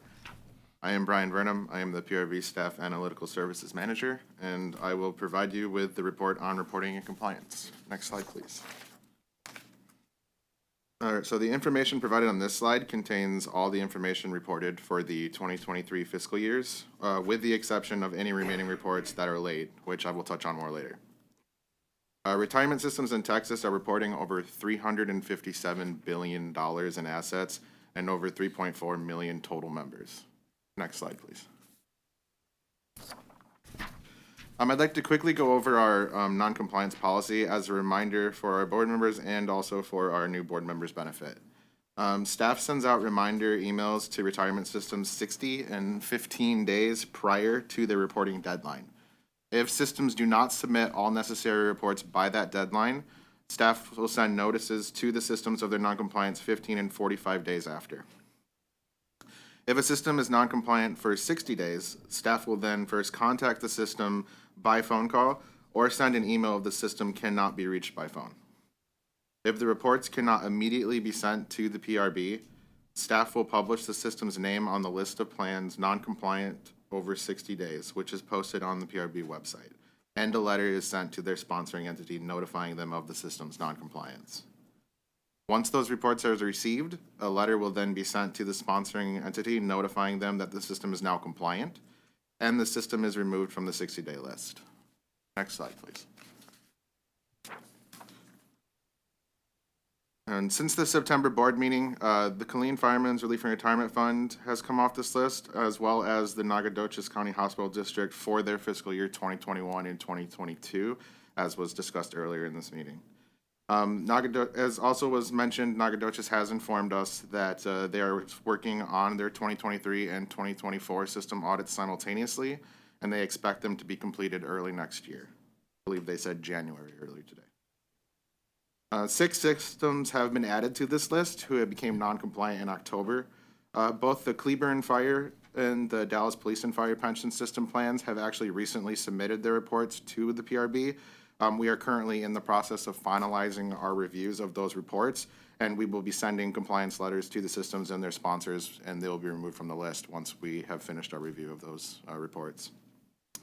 The San Angelo Fire Pension Plan has had delays with their financial audit, but they've been in contact with staff, and they've informed us that their audit's in its final stages, and they're hoping to have it completed within the next few weeks and get it adopted by their board.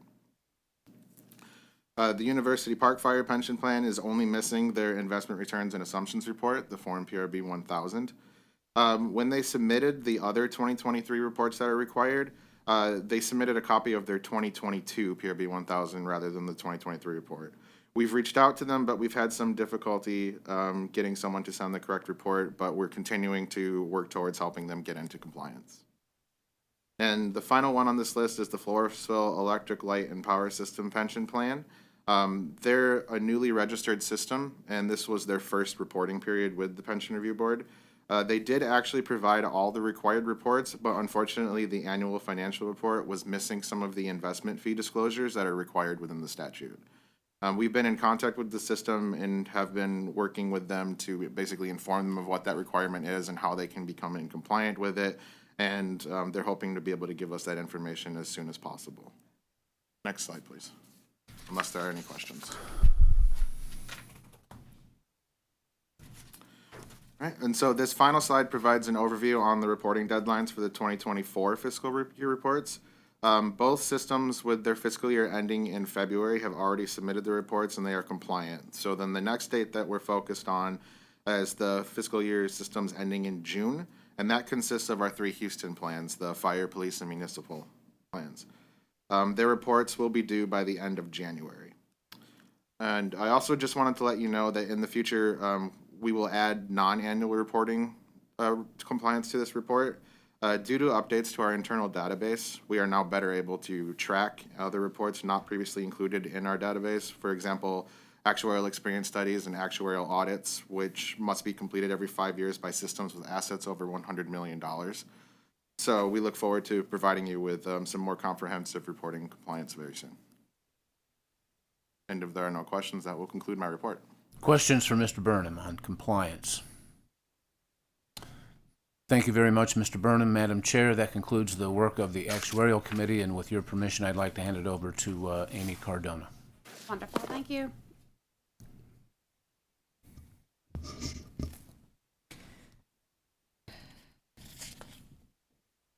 Thank you. This will be for item 7, the Executive Director's Report. If you go to the next slide, please.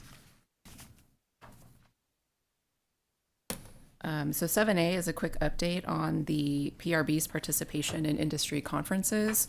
Staff made 2 presentations at the Telfra Annual Conference in Irving back in October. One was an actuarial panel moderated by David Fee. There were 3 actuaries that work with Telfra Systems that participated in this panel. And topics included funding agreements between systems and sponsors and setting long-term assumptions, among several others. Also, Ashley Rendon and Brian Burnham presented on the PRB's new report portal that we launched in August of this year and worked with the administrator of the Corpus Christi Fire pension system, Gracie Flores, on this demo, and it was a great collaborative effort. The big picture here is that we as staff have made 7 staff presentations at both Telfra and TexPERS conferences during this interim, so since June of 2023. And we also included a summary of all of those presentations, what they were about, and also which presentations allowed participants to receive continuing education credit for the MET program. And that's in our biennial report. Next slide, please. Which is about the biennial report, item 7B. This is the PRB's statutorily required biennial report that's due by the end of November of every even-numbered year. So the audience for that report is the legislature and the governor. It's a rather voluminous report that we just published right before the Thanksgiving break. It's up on our website now. It's about 600 pages. There's also lots of documents not included because they're linked, so it could be a lot longer. And it basically represents the PRB's extensive body of work over the last 2 years. Some key components to bring your attention to is the investment performance report, which makes up about 200 pages of the biennial report. And it summarizes all of the investment practices and performance evaluations and includes our analysis of the findings and recommendations in those evaluations. And Robert Munter worked very hard on that report, so thank you, Robert. It also includes this board's legislative recommendations on Telfra governance and also the IPPE statute that was, those recommendations were approved by the board in September. It also includes all the updated and new rules, guidance, and guidelines adopted by this board over the last 2 years, including the new investment policy statement, guidelines, and guidance, and updated pension funding guidelines, just to name a couple of examples. Next slide, please. Amy, may I ask a question? Sure. Or may I make a comment going back here? And while I can say honestly that I didn't read this report cover to cover, intently, I did look through it. And with respect to MET compliance, you did list for each system, for each fund, you listed the which of the members were subject to compliance and what their status was. And I frankly was kind of appalled by the fact that there were several funds which were 100% in non-compliance, meaning none of their trustees or administrators had met with compliance guidelines. And again, I would just make the comment that we may need to look at this a little more carefully or whatever, but I was pretty startled. Some were 100% in compliance and some were 0% in compliance. And the 0% in compliance just really threw me for a loop. I was very surprised at that.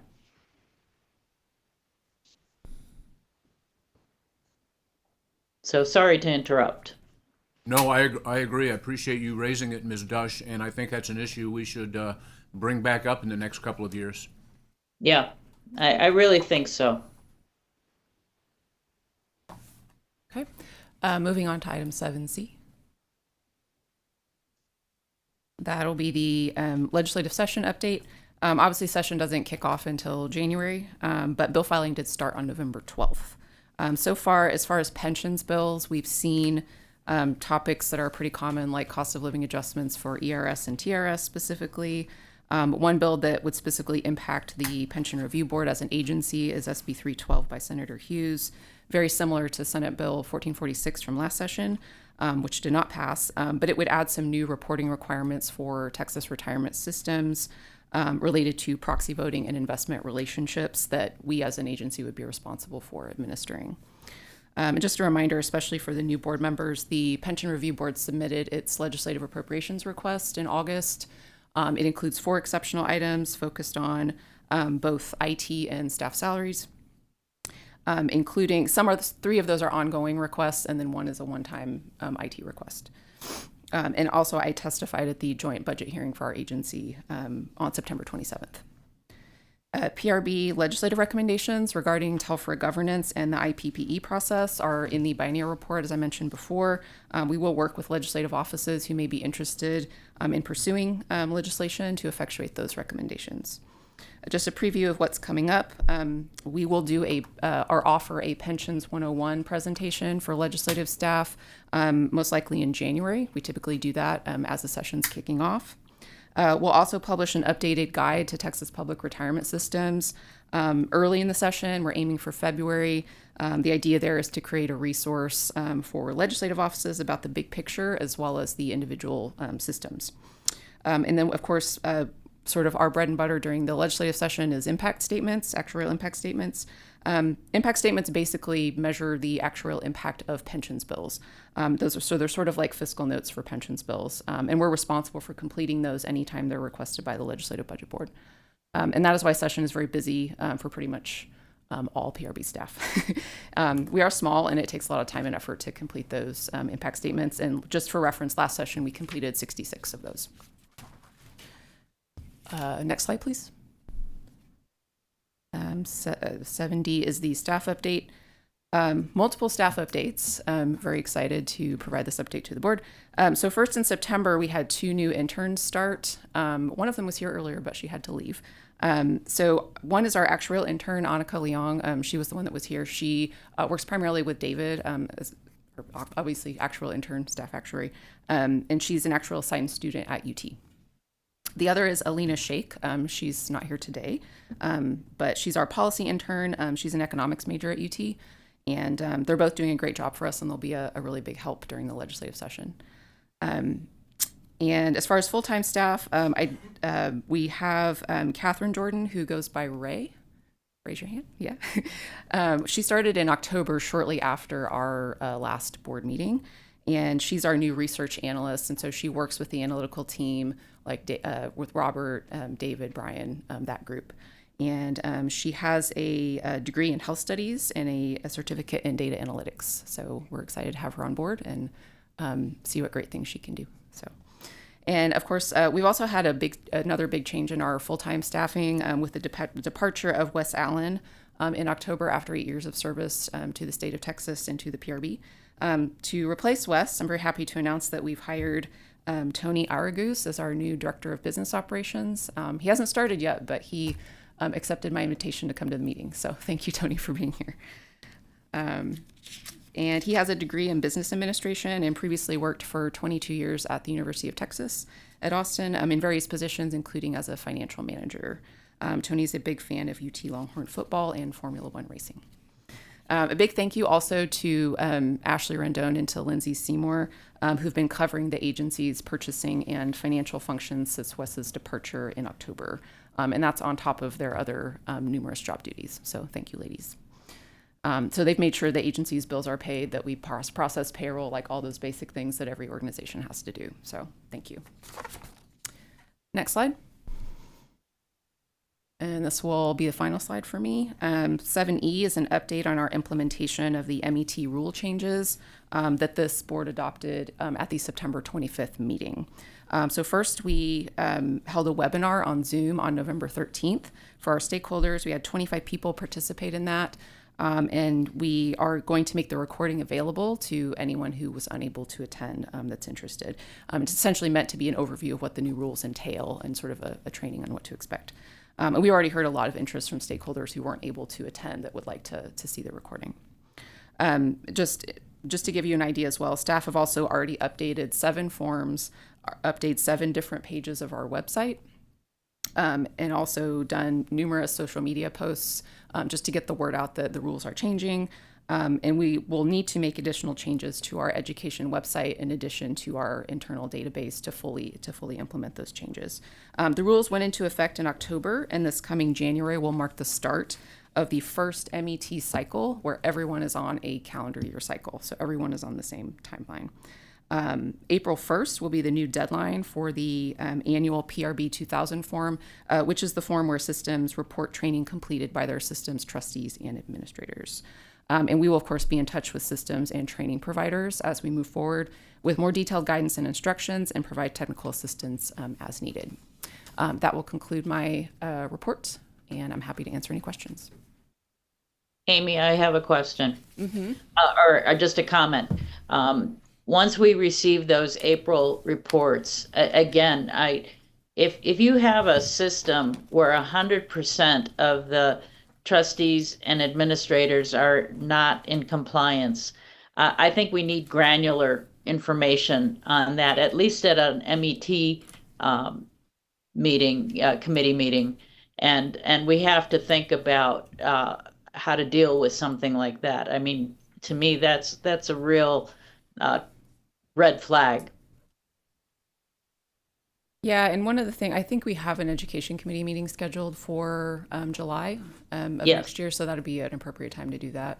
And one of the things that we'll be monitoring is as we move to the new rules and the new, where everyone's on the same cycle, and hopefully that will simplify reporting and also will be more proactive. We're making a lot of strides in that area of being more proactive as far as reaching out to systems that are not in compliance to see how we can help them. Sometimes they don't know they're out of compliance. We found that to be true as well. So we're trying to do all of that communication and hopefully improve compliance going forward. Thank you. Thanks, Amy. Our next agenda item is future meetings and calls for agenda items. If there are any specific agenda items board members would like to discuss at a meeting. So, as we've referenced throughout this meeting, the next legislative session is scheduled to begin in January, and PRB traditionally doesn't meet during that time. Our next full board meeting is scheduled to take place July 10th, 2025, 10 a.m., with an education committee meeting to follow. The location for each of the meetings is to be determined.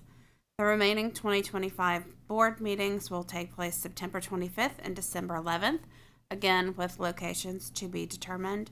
PRB website will be updated with information on meeting locations and if additional board or committee meetings are calendared.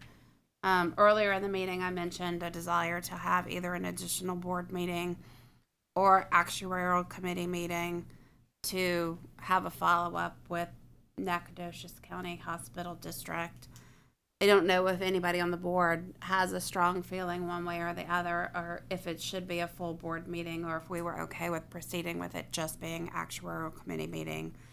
I know that there's a lot of interest in the topic because it is such a large issue that they're facing. I don't want to exclude anyone from the discussion that wants to be included in the discussion, but I also want to be mindful of staff and availability of meeting rooms while we're in session. So I'm open to any feedback from other board members for, how you would like to see that meeting kind of play out.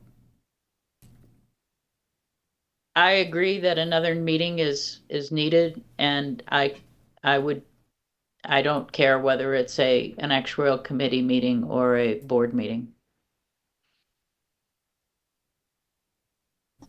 I think an actuarial committee meeting should suffice with the option of others attending if available.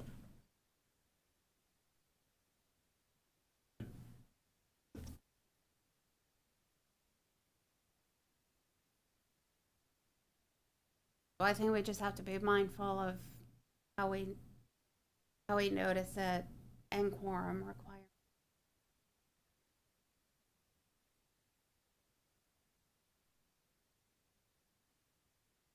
Okay. So maybe for Neil, I think maybe we wait to see what the initial feedback is from the hospital itself, reporting for next steps, the information that they provide to staff. And then we can just work to schedule an actuarial committee meeting. You know, after that information comes in, or if information doesn't come in quick enough, maybe we schedule the meeting earlier to assist, help things move along. Does anybody on the board have any calls for future agenda items? Okay, very good. Seeing that there's no other business of the board, I'll now move to adjourn the meeting.